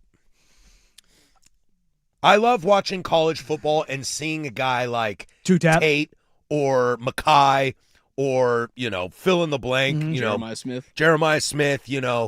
DeCorian Moore. Do the toe drag. Do the toe drag that you don't need, but and I always say, for the scouts, for the tape. Antonio Brown made a career off of being the greatest toe tap receiver I think I've ever seen, maybe the world has ever seen. How about a Steelers Super Bowl victory from Santonio Holmes? Thank you. Yeah. I'm out on that. Red zone penalties. The UFL will reinstitute the rule of half the distance to the goal for penalties committed in the red zone. I don't know where I live on that. I like that. Sure, why not? It's the same thing like the I hate the 15-yard pass interference call. Take the USC Oregon game. You hate the spot foul? I hate the spot. No, I want the spot foul. I want the spot foul. I don't want the 15-yarder. I'm the opposite. Because I want because the spot DB, foul. No, I want spot foul because DBs will go, screw it. It's 15 yards. It ain't a touchdown. Yep. I give me the spot. If I got beat, I'll just rock this dude and take him out. If I'm Aaron Rodgers in his prime, all I'm doing is I'm sending my tallest guy down the field and I'm saying, this is a 50-50. I'm most likely going to end up with this ball. Yeah, figure it out. I don't like that. But then make sure you cover. Make sure you cover. The elimination of the tush push. I'm out on that. If you don't like the tush push, stop it. Yeah, I'm pro tush push. I'm not even pro tush push. I understand. I think it's aesthetically a pretty boring play. I very much understand it in the UFL because how often are they getting these 300-pounders that move and are as physically dominant as the D tackles in the NFL? They're just not. They're just not. I mean, you could tush push for 3 yards, I bet. Probably. You know. No punting inside the 50-yard line. Ooh, make them go for it? Yeah. I mean, from an entertainment standpoint, I'm in. This is a little Happy Gilmore 2. It's leaning a little there of like the rotating green. Maybe go to 45. Maybe the 45. But I could listen to something like that. 3 attempts per team in overtime. Teams alternate attempts from the 5-yard lines. If after 3 attempts each team, the tie has not been broken, they will alternate attempts until there is a winner. Home team will have the choice to go on offense or defense first. The home team chooses. Home field advantage. I like that. I like coin toss. I don't know if I like that. I don't think I like that either. I thought the NFL did a great job at finally figuring out the overtime rules. Yeah, I'm good with it. It's a little college, but it doesn't have to go full college. Yeah. 3 PAT options, Danny. Here are your options. You have a 33-yard field goal for 1 point. Ball placed at the 2-yard line for 2 points. Or, door number 3, ball placed at the 8-yard line for a 3-point conversion. Boy, they're really trying to hammer offense in this league, or just like point numbers. Really trying to get those numbers up. Get those 40, 50-point games. It looks cuter. You know what I mean? And then they got a bunch of kickoff rules that I don't know, man. So anytime that there's a penalty on an extra point, they're just going to end up with 3 points, most likely, going forward. Oh, yeah, from the yeah. eight. No, So because what's it would the be point- half the distance to the goal. But what's the point in trying to block a field goal attempt or a PAT attempt? Oh, just let them kick it so you don't Just get a let foul? Just let them kick it. Yeah. Yeah, I don't know. And I'm also curious, just kind of on a larger thing. By the way, the first week, March 27th, Friday, Birmingham at Louisville, catch the fever. I don't even want to watch the college football or basketball version of that. Well, I mean, maybe college Louisville basketball. hoops. Yeah, Louisville maybe hoops. college basketball. I love that thought. Weird. Even your directional schools sound terrible. Yeah, no. How much do you think the UFL? How much does the NFL watch this and see if it works? I'm sure they're keeping an eye on it. Yeah. But the NFL changes their rule book every freaking year. Do you think they are in collusion with the UFL? No. Hey, you should try these things and let us know how it works. No, I'm sure there's probably some communication. I don't think it's collusion. Maybe that was the wrong word. I mean, the G League is a test ground for the NBA. That's that is- kind of what that I is mean. legitimately what it is. But the G League is run by the NBA. They, for those that don't know, if ever been to a G League game, they did the 2-for-1, where you go up and you take one free throw and it's good for 2 points. Oh, to what? What's the point of that? Speed it up. Speed the game. Let's go. Let's go. Let's go. Let's go. Are we worried about basketball being? I mean, the last 2 minutes is obnoxious, but I don't know how you're going to speed that up. One less Yeah, free throw. maybe that. But I don't know. Regular basketball, three and a half quarters of basketball are pretty quick to me. For the most I part, don't think it needs to be sped up. This isn't baseball in the mid 2000s. You know, I've talked to a lot of guys in the league that work in analytics departments, and one of the things that they've talked about is the actual advent of the 4-point line and widening the court, the 3-point line, and getting rid of the corner 3. Because the corner 3 is so valuable because it's the shortest distance. Oh, right. Take the 3-point line and it ends before the corner. Mhm. I've heard that. I don't know where I live on that either.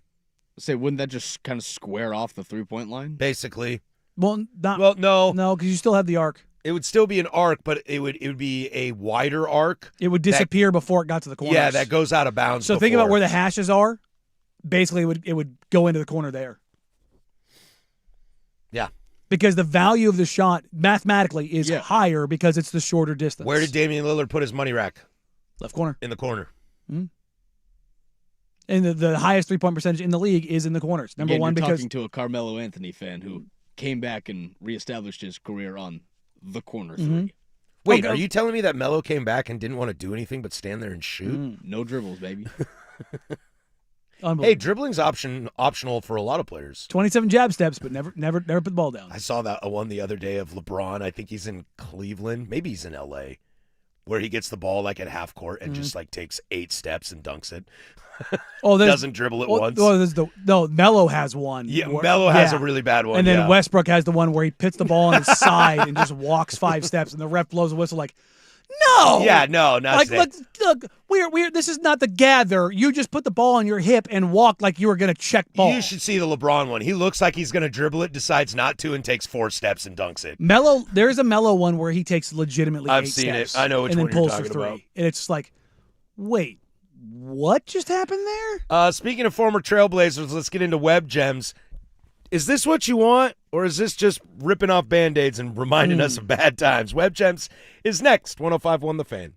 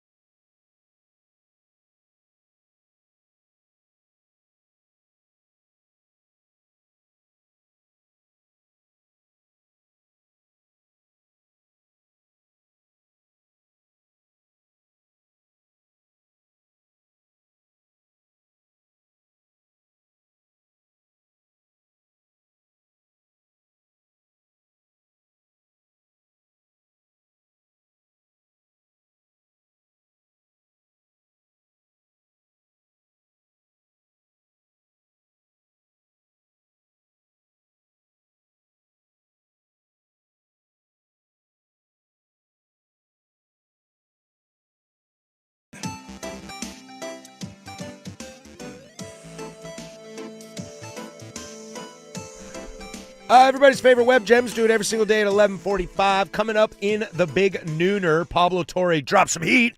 Or did he? No, he did. He did. I think there was a collective.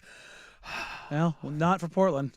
So we'll get to that in the Big Nooner. Also, Matt Ishbia trying to do the Lord's work here, trying to figure it out, and some NFL notes, and we'll check in on the Combine as well.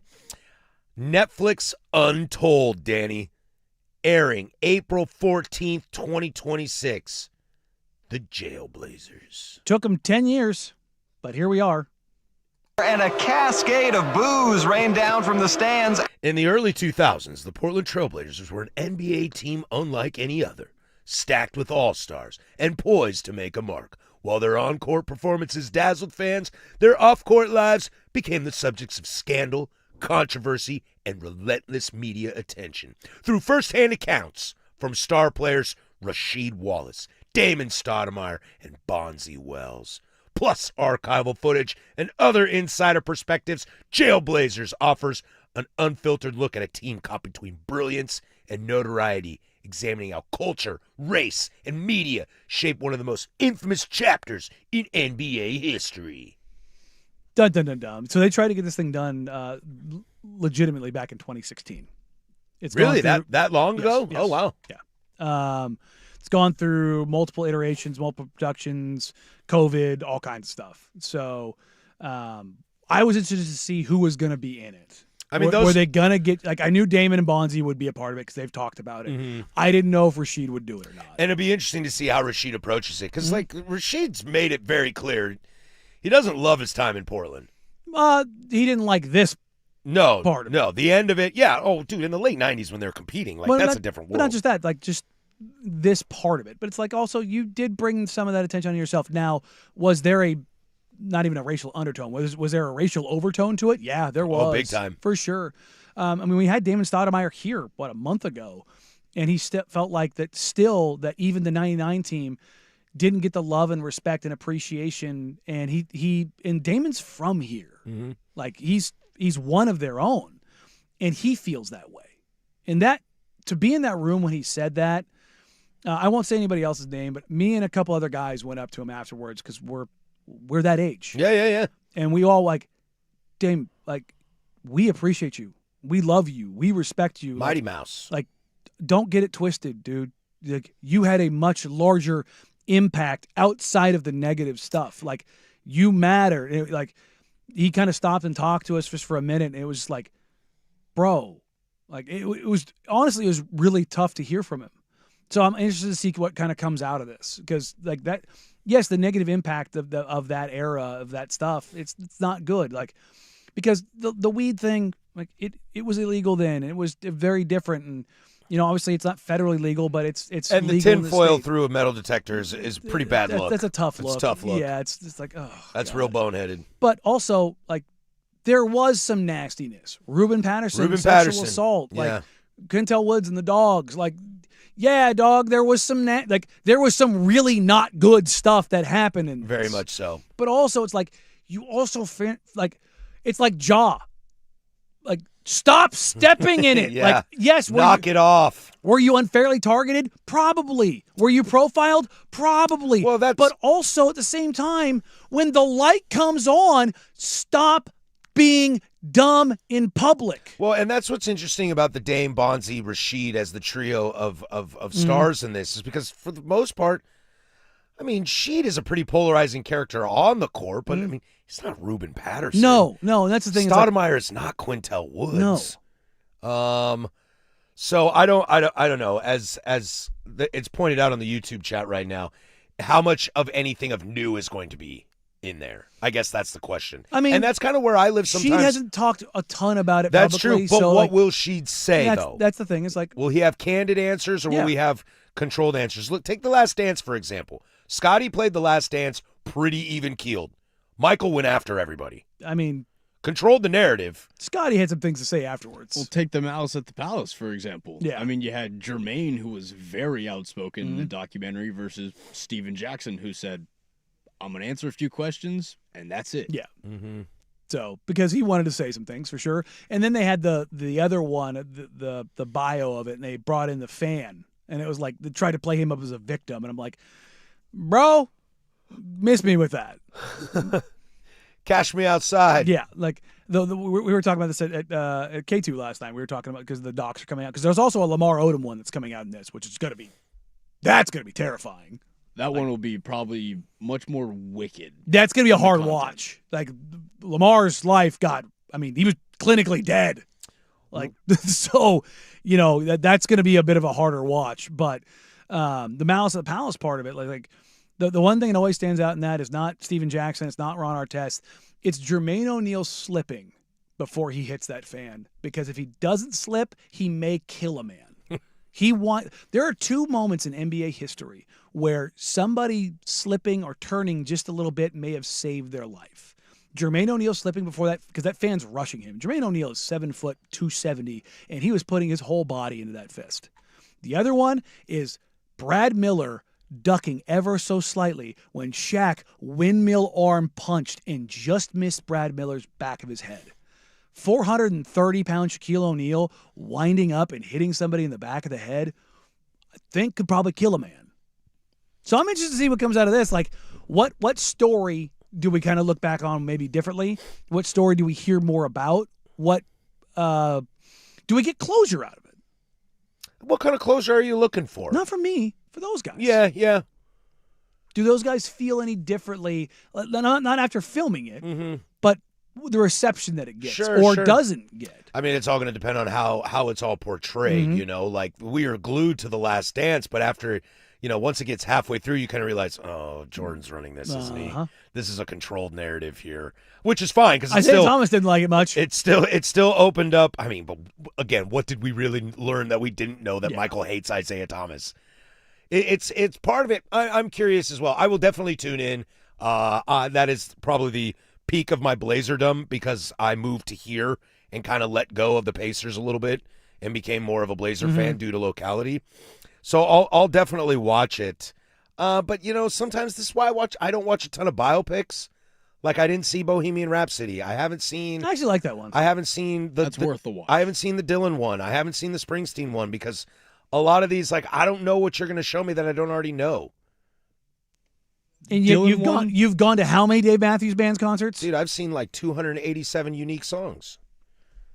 It's a different show every time. The Dylan one is one you could probably miss because there's nothing groundbreaking that you find out weird. about. He went to Electric. Oh my God, he wants to sleep with Joan Baez. But Like, Bohemian I'm Rhapsody- shocked. That's just a really good film. Yeah. Also, Yeah. Mike Myers as the record executive was fantastic. Yeah, how much of Bohemian Rhapsody is about Freddie Mercury being gay and his AIDS? About 30%. I was just saying, like, a very a good It's the chunk fi- of the story. it's the final act, but Yeah. the like you get the background kind of like the beginning and his upbringings and the stuff that he was battling before all that. Like I thought it was pretty good.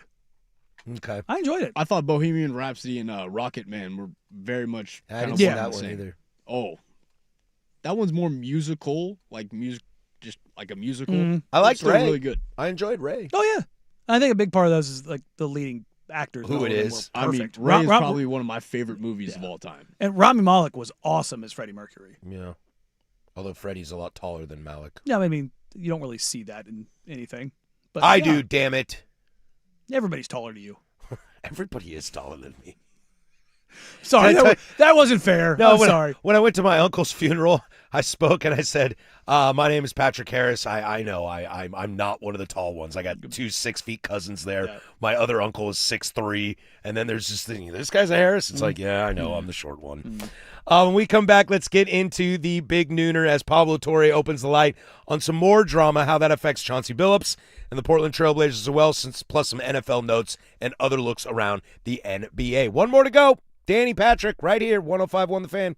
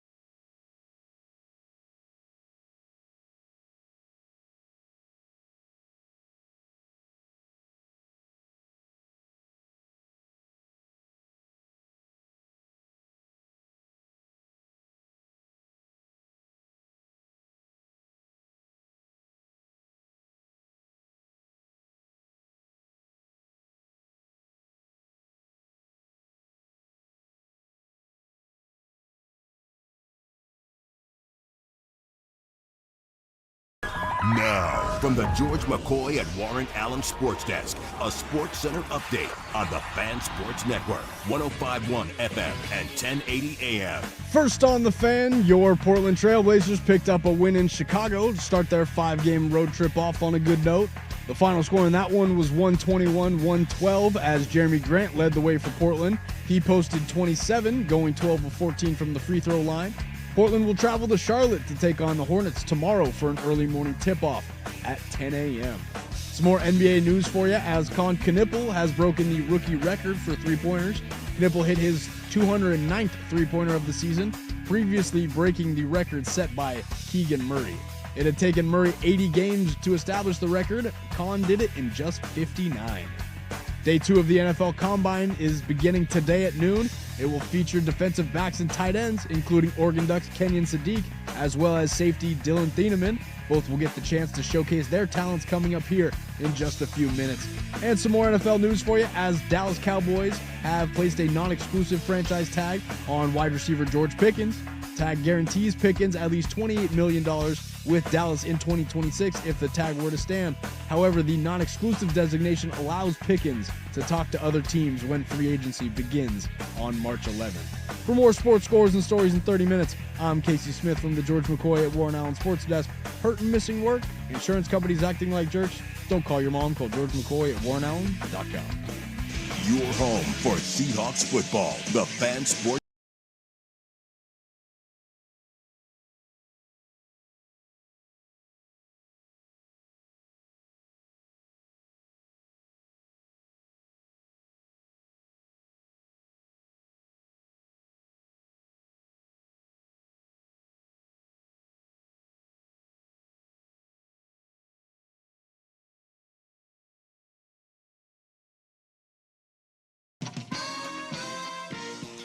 Two down, one to go here. The firm of Harris and Meringue. We do this bad boy every single Monday through Friday from 10 a.m. to 1 p.m. Thanks for being a part of our day. We are stoked to be a part of your day. Coming up after us, we'll turn it over to Duck Insider from 1 to 2. The Fan Happy Hour with Luke Anderson from 2 to 3. And then is prime time, baby. Isaac and Suk, Portland's number one radio show for a reason from 3 to 7 and take you all the way home, finishing up 13 hours of live, local, continuous regional sports talk radio. A lot to get to this hour. Some NFL notes around the league and any combine updates as they're starting to get going over there.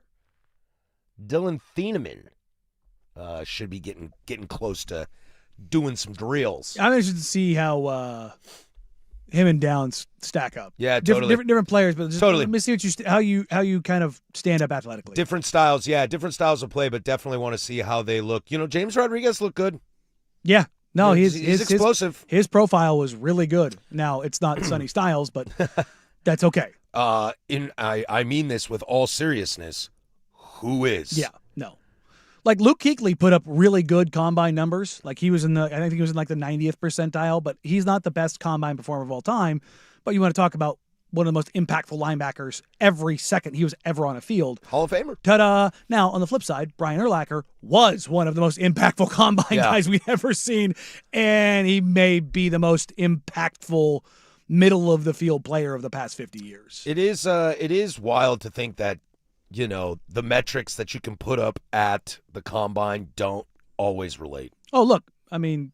Or translate, I should say. Look, the Raiders are the... I was going to say, who's the wide receiver you guys took? What? Darius Haywood Bay? He runs Fabian fast. Washington? Fabian Washington, yeah. I mean, Did he Darren run McFadden... fast? Like, McFadden was an okay running you back. can't. Don't. He did not... His profile was, number one... Well, they thought he was going to be Adrian Peterson. Because he was huge and had the upright running style. And guess how many people are Adrian Peterson? Nobody. Just Adrian Peterson. But it was also very large man who run very fast. That's now, true. He was great at Arkansas. I loved him. To be fair to the Raiders in this sense, it worked for them for 40 years. Yeah.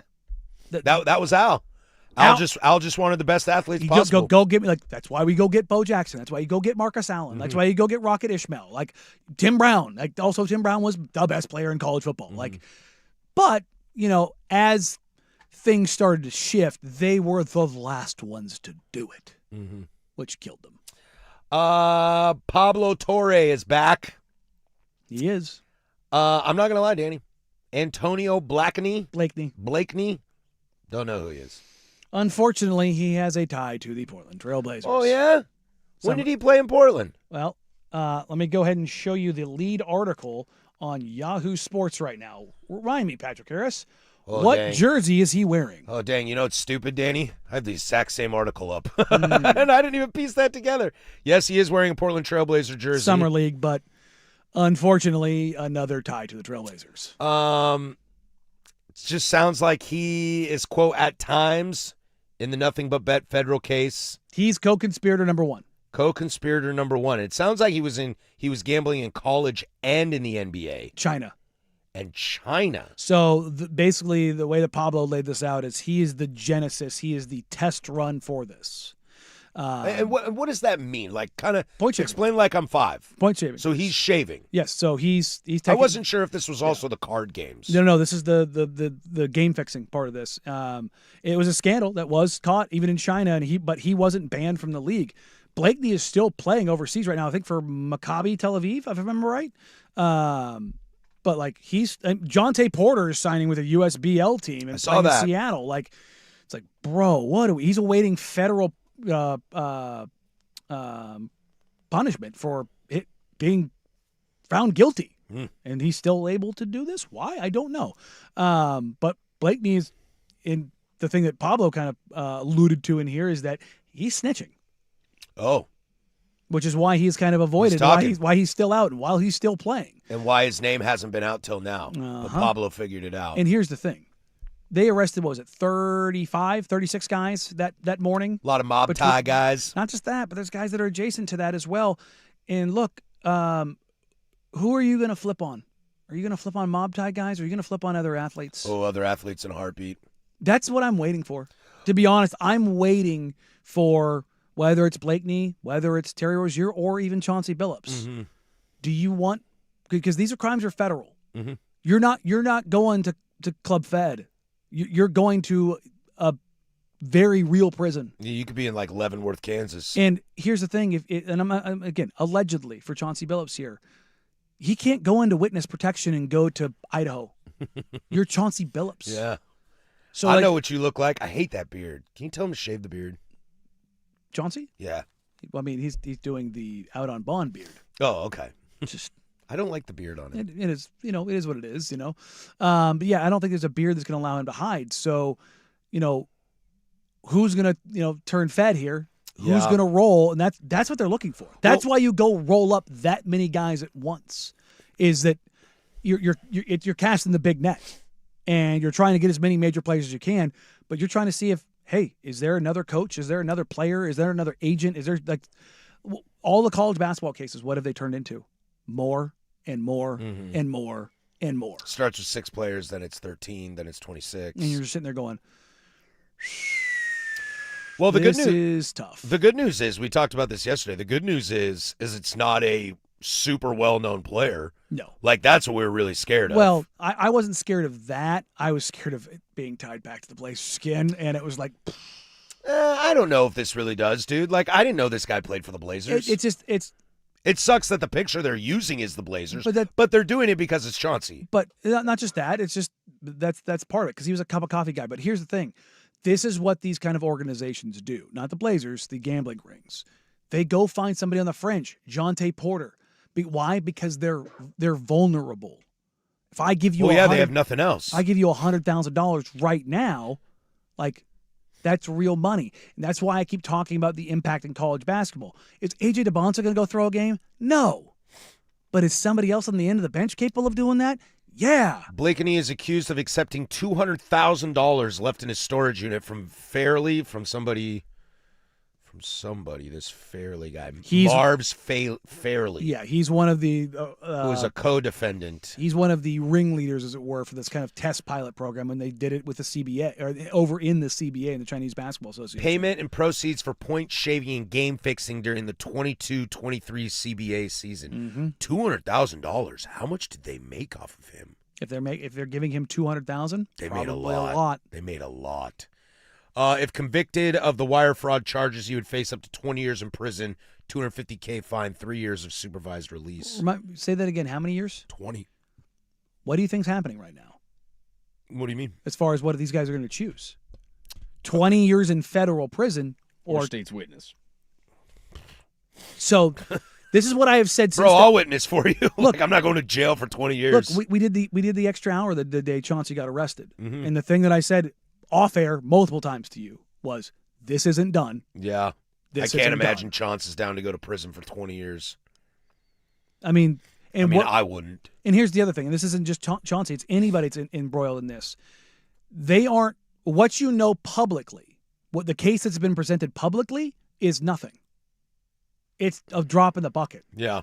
The prosecution is saying they have over a terabyte of data, which means they have everyone's phones, which means they have video surveillance, which means they have guys bugged. They worked on this case for 6 years. Yeah. Like, if you don't think that they don't have everybody basically dead to rights, you're out of your mind. The success rate of these federal cases is 90%. 90%. They don't spend all this time, money, and resources to let guys go. So they're just letting the net get bigger and bigger and bigger and bigger and bigger until they can just roll it all up and drop it on the doorstep. They'll collect as much evidence as physically possible until it's so overbearing to even think about presenting that to a jury. And that's the thing is, like, Chauncey's going to go back to court here in 2 weeks. And I'm interested to see what comes out of that. I'll do the best I can and let the chips fall where they may. I don't want to. I'm being bluntly honest right now. I like Chauncey. I know you do. Chauncey's been very good to me. Yeah, you guys have a good relationship. And it sucks. Sucks super bad, man. Like, I don't want to see this. No. And to be honest, it's uncomfortable talking about it. Yeah, you get into that mode of just like, did I ever know who this person was? And I hate that I have that question. Yeah. You see that all the time now, as celebrities come out and politicians come out, on the old island. Mm-hmm. You're like, oh God. I'll never look at you the same. Mm-hmm. And it's tough, yeah, especially if you were friends with them in real life. And it's like, but I look at this and I go, where is this ultimately going to end up? And I just have a reeling suspicion that, not that like big names are going to come out, but like you're going to find guys are going to get implicated somewhere down the road, and you're just going to go. I remember there was a time when I think I was in 8th grade. My buddy lit off a stink bomb in the middle of an assembly. Okay? And when this went down, now I was with him and some other people that morning. We stopped at the corner store, and that's where he bought it. But I was not sitting next to him when he lit it off because I wasn't in his class. So, you sit by classes. Mm-hmm.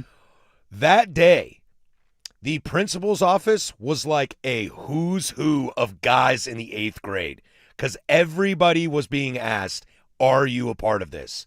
And like I said, I was there in the morning when the guy bought it, but I was not there when he did it. And there are people that I'm seeing being called in the office that were at neither of those. And you're kind of like, oh God, like the school was so mad. I know this is kind of apples, oranges, but the school was so mad that they were like, it's the Sean McVay, Kyle Shanahan. Did you ever sniff his laundry? If you did, come on down, you're an OC. And and it could be like that in basketball. Well, here's what the league's going to do. They're going to work with the government on this as closely as they can. Oh, you have to. Not just because they have to, but they have to in the sense of the punishment. They're not going to go to bat for guys. They're not going to go to bat for guys getting lesser punishments. I don't think you can go to bat. Well, they for don't want the punishment to be so overwhelming that every time anyone thinks about this, 20 years in federal prison. Yeah, there's precedent. Like, what's when the thing's posted on the wall, don't gamble, they mean it, don't screw around, do you want to end up like this? Like, that's what the federal case is going to be. Yeah. They're going to push for the maxes on anybody who doesn't roll. That's the reality. Because I'll bet you the federales care more about putting those mobsters in jail than the players and participants. Well, they might. But you know who doesn't? The casinos. Oh, for sure. No, the casinos are way more mad at the guys throwing the game. And guess what they're worth? They're worth a lot of money. Billions. Who do they have ties to? The government. Yeah. So if you don't think that the billionaire casino owners and the sportsbook owners aren't in there feeding every bit of data, every little thing they have, what do we always say? Don't mess with Vegas. No, never mess with Vegas. Don't do it. What does Sam Rothstein say? I want you to get him out of here, and I want you to use his head as a bleeping, on the door. Yeah. Look, man, I've heard horror stories from guys that have worked down there that guys have gone and disappeared. Yeah.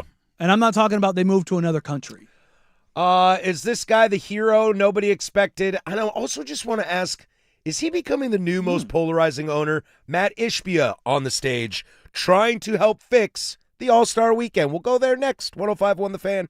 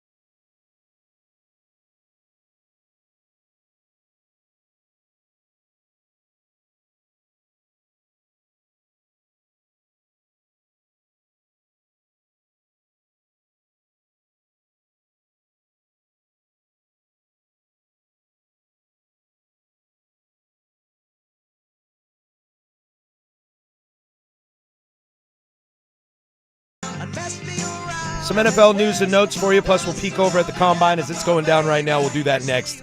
Closing arguments to send you on We got some your way. 4-4s up on the board. DBs are out. Danny's getting hot and spicy in here right now. Real spicy. Yeah, look at the YouTube's now. Danny's deep in the underwear Olympics. He's got his glasses on. Now, Harris was telling me he wants Getting serious now. He wants some Kenyon Sadiq glasses, and I'm like, mine are pretty much like that. And then I realized, like, you know what? The other day I was thinking about taking my contacts out for the first time in a while. I should probably have my glasses in. I know. The problem is those like big, thick framed, kind of circular glasses that Sadiq's wearing in his photo. They look better with his skin tone than mine. The darker skin just works better with the glasses. He does. That was the nice way of me saying he looks pretty and I'm ugly. Goggles look much better on darker Yeah, complexions. they do. They just do. And just better looking people in general. See I will Kurt Rambis versus literally any other human. Horace Grant. Yeah, there you go. Yeah. Kurt Rambis. Me and Kurt Rambis, heroes. We're heroes together. Wait, did you just call yourself? Are you on the same level as Kurt Rambis? I was as a basketball player till I hurt my knee. There you go. Then I couldn't play. Could have been a contender. Could have been a contender if Coach would have played me. Yeah. But no, he played his son. Otherwise, I would have been the next Kurt Rambis. Duh. Never mind. I don't want to be that mean. Yeah, it's okay. We'll just let him roll. Yeah. Like I did enough self-deprecating there. I don't think you needed to pile on. where guys, where are we on the opinion train of Matt Ishbia? He's got a little Mark Cuban in him. Early Mark Cuban. Sure.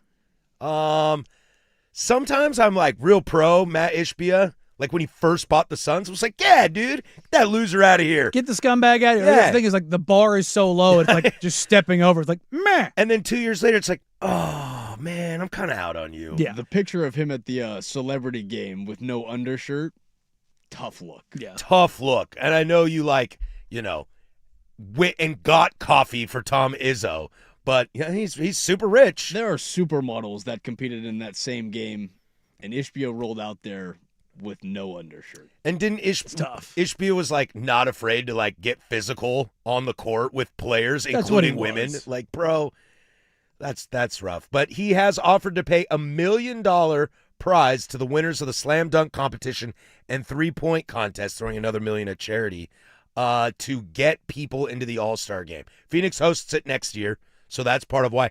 First off, legally, can Ishbia do that as an owner? Pay a player in a bonus from another team? Like if Ant Edwards wins the dunk competition, can Ishbia legally do that? No.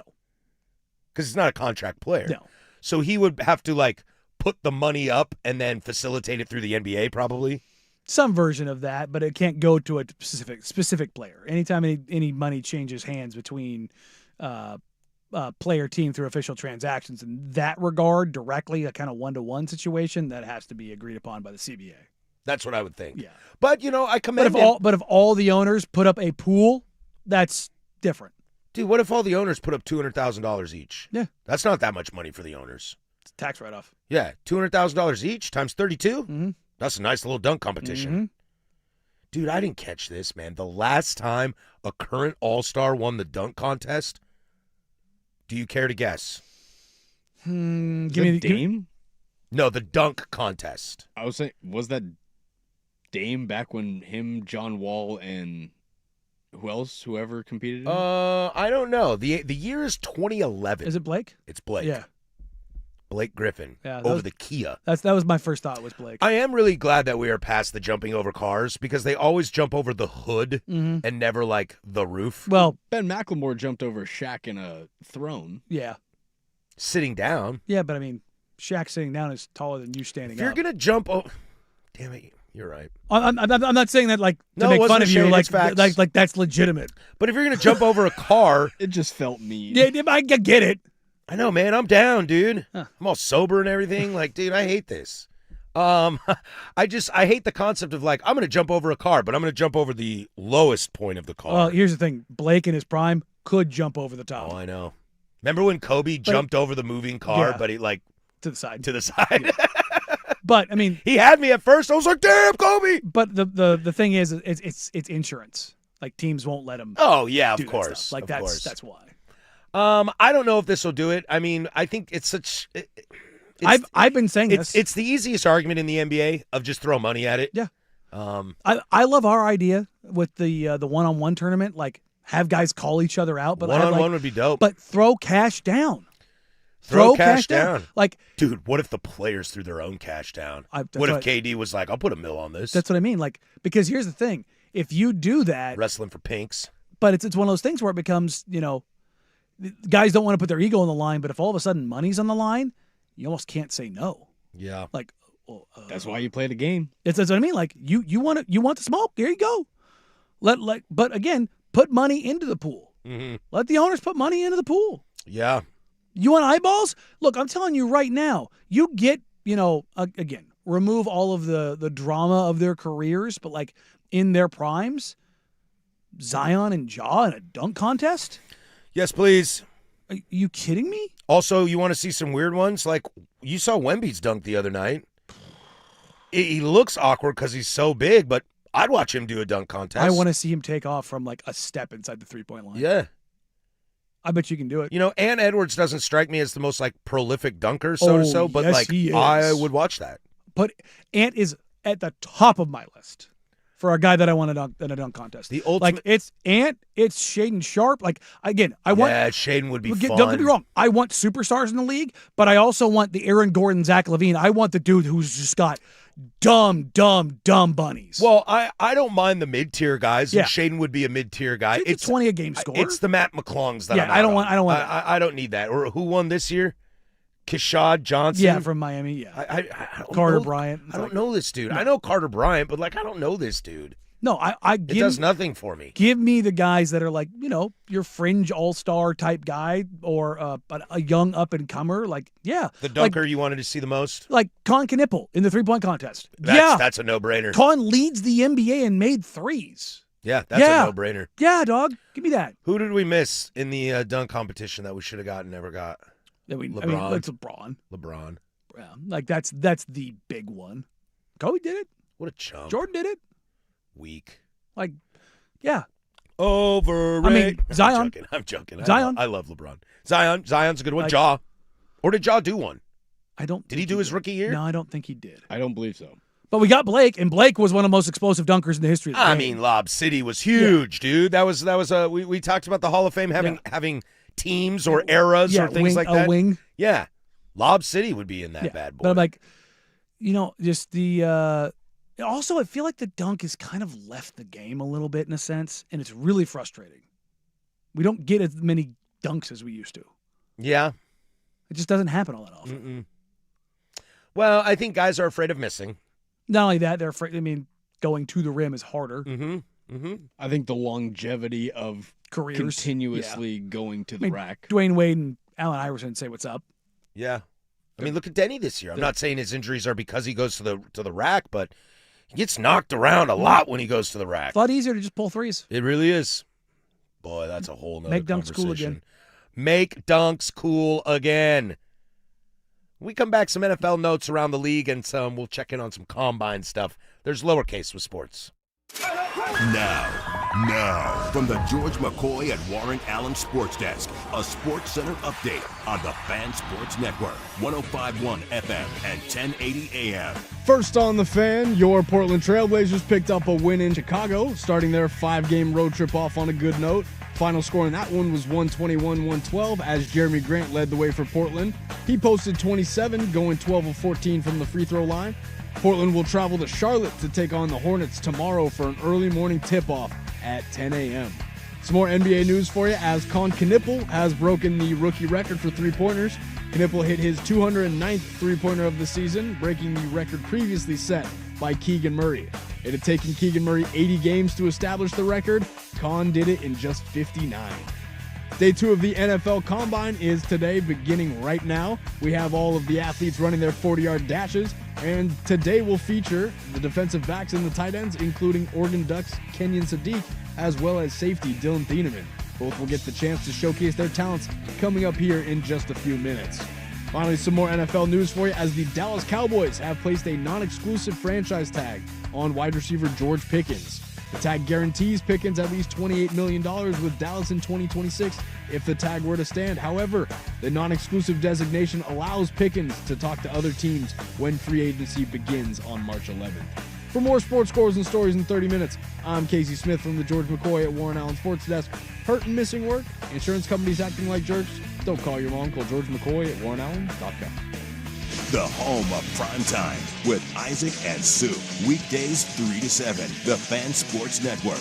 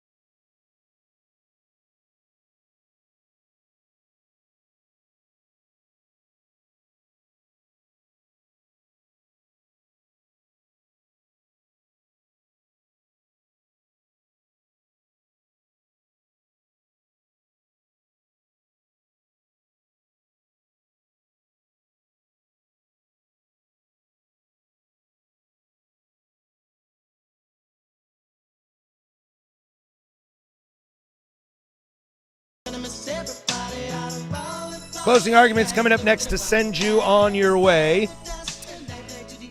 Little news and nuggies here from the NFL for you. Official franchise tag on George Pickens. Boy, I don't know if there's another high-profile receiver in the NFL I want less to do with than George Pickens. A.J. Brown. I might take A.J. Brown. Yeah, he's good enough to justify it. I might DK? take yeah. I've always kind of had a soft spot for DK, and I don't know why. It's probably the size. It's probably he's built like a Greek god. Yeah, it's the big guy over the middle. It's the Jamar Chase. We were talking about this in the break. The picture that went viral of DK, he's just under 6'4" at 225. Sonny Styles is 2 inches taller and 25 pounds That heavier. just put in perspective Has a how higher big vertical Sonny too. Styles Yeah, is. yeah, like as much of a freak as DK Metcalf Well, I don't know is. if anybody has a higher vertical than Sonny Styles. He right now he's number one. Yeah. One of the DBs just tied him. Okay. 43 and a half. Like, if you told me nobody else beat 43 and a half, I'd believe that. But we do have dun dun dun dun. We have our first sub 4.40 tie. Okay. Hit me. Dalen Everett from Georgia ran a 4.38. Nice. That And is he is a just DB. Booking. We got another one as 4.36. Toriano Pride Jr. out of Missouri just ran a 4.36. It is pronounced Missouri. Yeah. Also, I know you hate this. him. Tom Sawyer. Got him. A DB from UW, Ephesians Prysock, is such a great name. That's a strong name. Your given name being biblical, being Ephesians. And not biblical Ooh. like Matthew or John, Daniel. but Daniel, but Ephesians. I'm a literal Daniel Paul. I'm going to name my kids Psalms. If this dude runs under a 4.4, I want him on the Steelers 4.46. immediately. Let's see. Drew Aller is going to throw at the combine. Oh, he's said got to do healthy. something. I bet you somebody drafts him. I don't.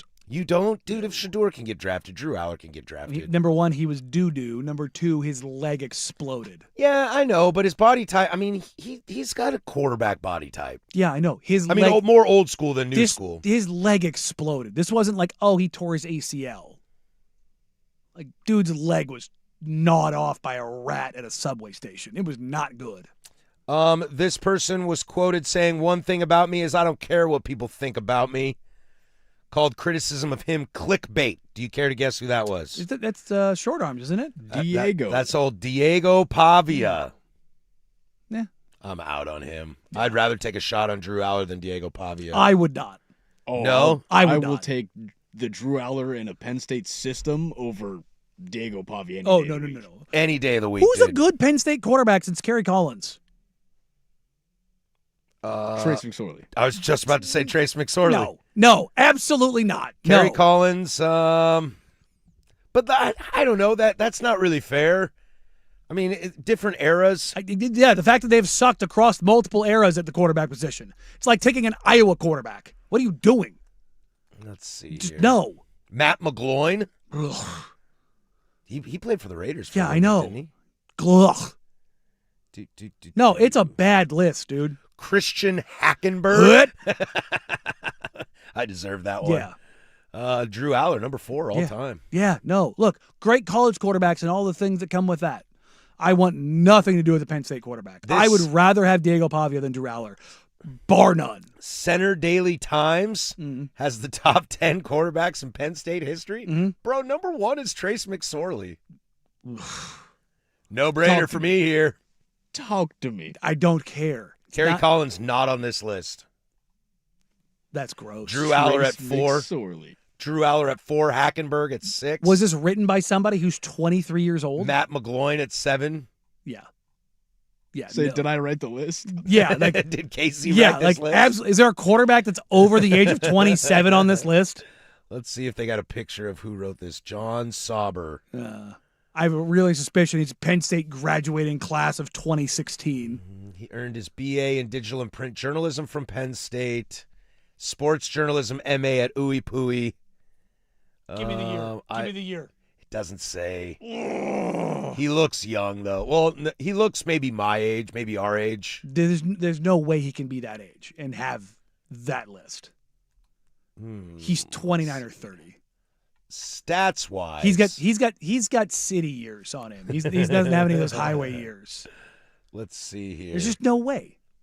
Passing wise, Trace McSorley's number 2. Sure. Hackenberg number 3. Sure. Aller number 4. McGloin 6. Kerry Collins at 10. Todd Blackledge. I gotta say, We like Todd Blackledge. you don't. The fact that that list didn't have either of those guys on it, it's kind of like. Boy, there are not good quarterbacks in No. Penn State history. Penn State is not a quarterback school. Linebackers. Yes, it's them and USC. Like Pass there's- rushers. They, Yeah, pass rushers guys in who general. get after the quarterback. Yeah, That's what they 100%. do best.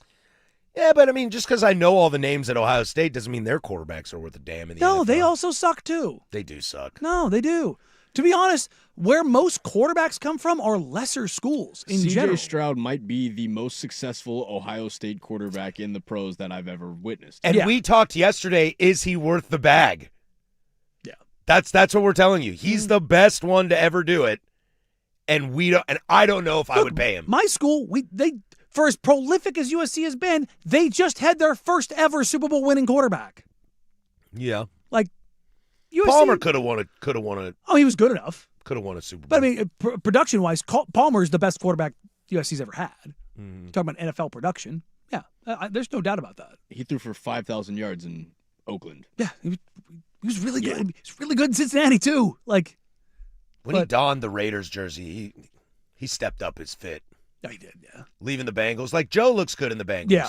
But when Carson left and donned on the silver and black, that looked good on him. it was a good time for me. That looked good on him.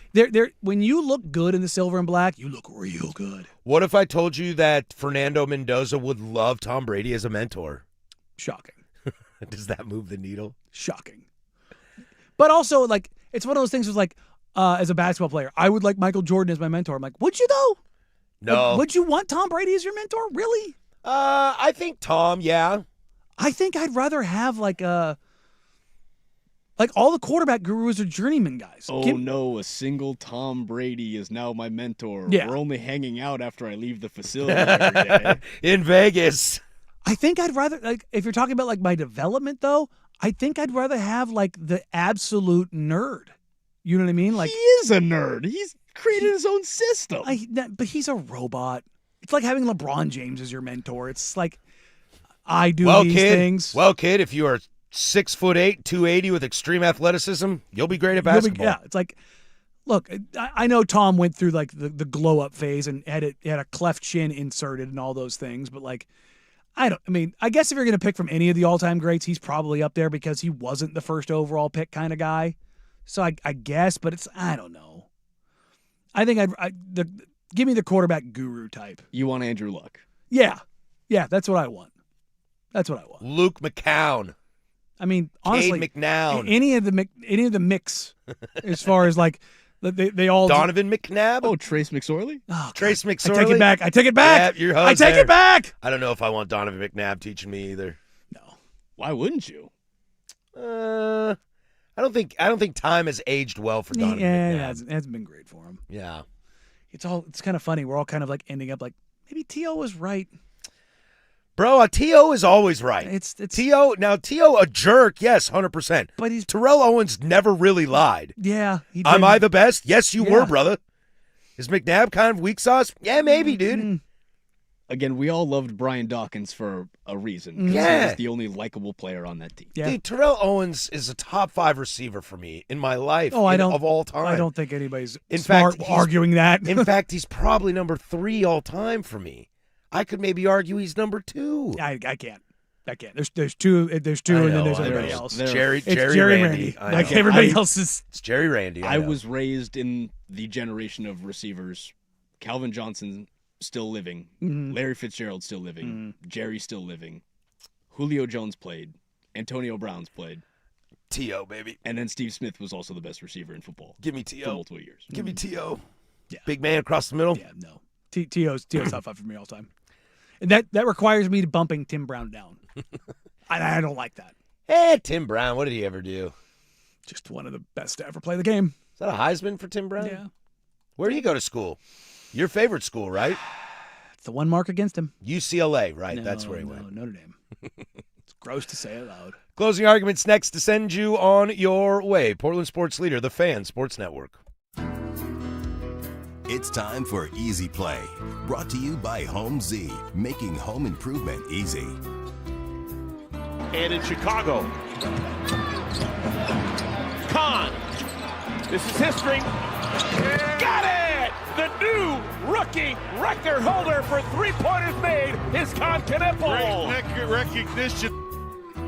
That is courtesy of FanDuel. Kahn Knippel. How do you become a great three-point shooter? Well, be born with the amount of athleticism that Kahn Knippel has as he becomes the fastest rookie to, 100 three-pointers? 200 three-pointers in NBA history. This Easy Play brought to you by HomeZ. Use HomeZ's online calculator to estimate your project instantly. Make it easy. Call HomeZ. That's HOMZE. HomeZ.com. We just finished.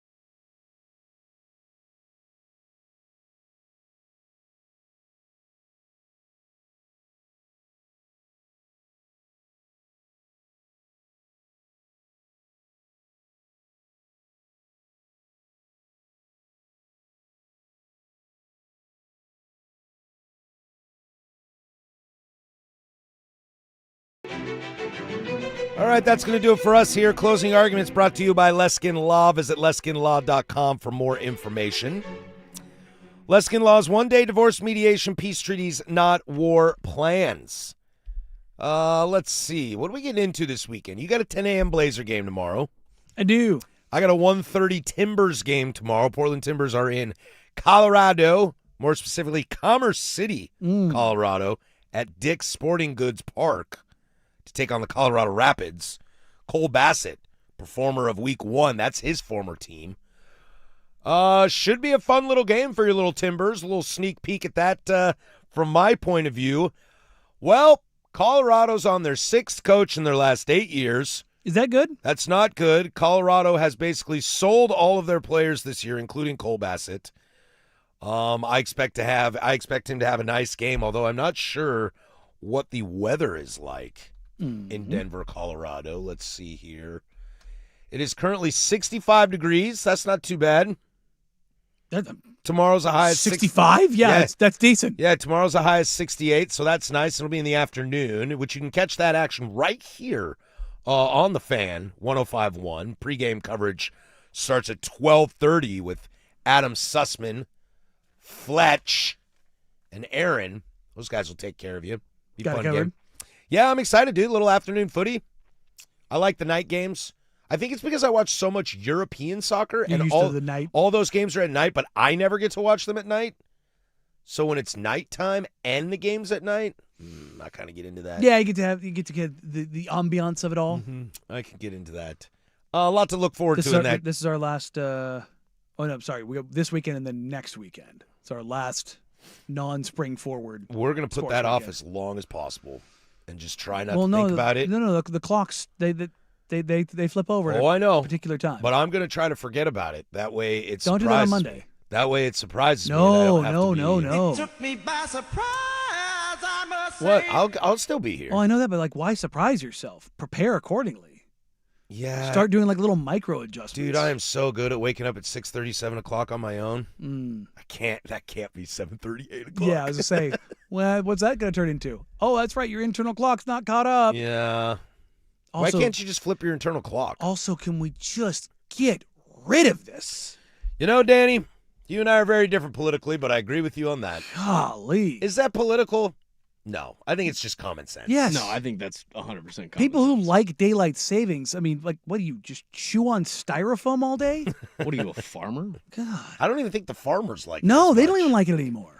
They know the daylight by when the sun Yeah. comes up. Go And do then your goes down. thing. Like, your job is pretty much dependent on the sunlight. So go do your thing accordingly. Timbers take on the Colorado Rapids. Pregame starts at 12:30, 1:30 kick right here on the Fan Sports Network. Magic City night at the Atlanta Hawks. Is Magic City the most famous strip club in the world right now, or in America right now? I mean, It's got to be that or is it 11 in Miami? Oh, I don't know that one, I but I think- know Magic City is. I Magic think City is it's one so of those two. famous. A player snuck out of the bubble and went to it. That's pretty Broke great. quarantine rules. Yes. That's pretty awesome. I mean, it's also so dumb. Now, I am not a strip club purveyor, nor a Never been my bag. Yeah, never been my thing. I don't really attend strip clubs. If these lemon pepper wings are as good as they are, though, I will go to Magic City.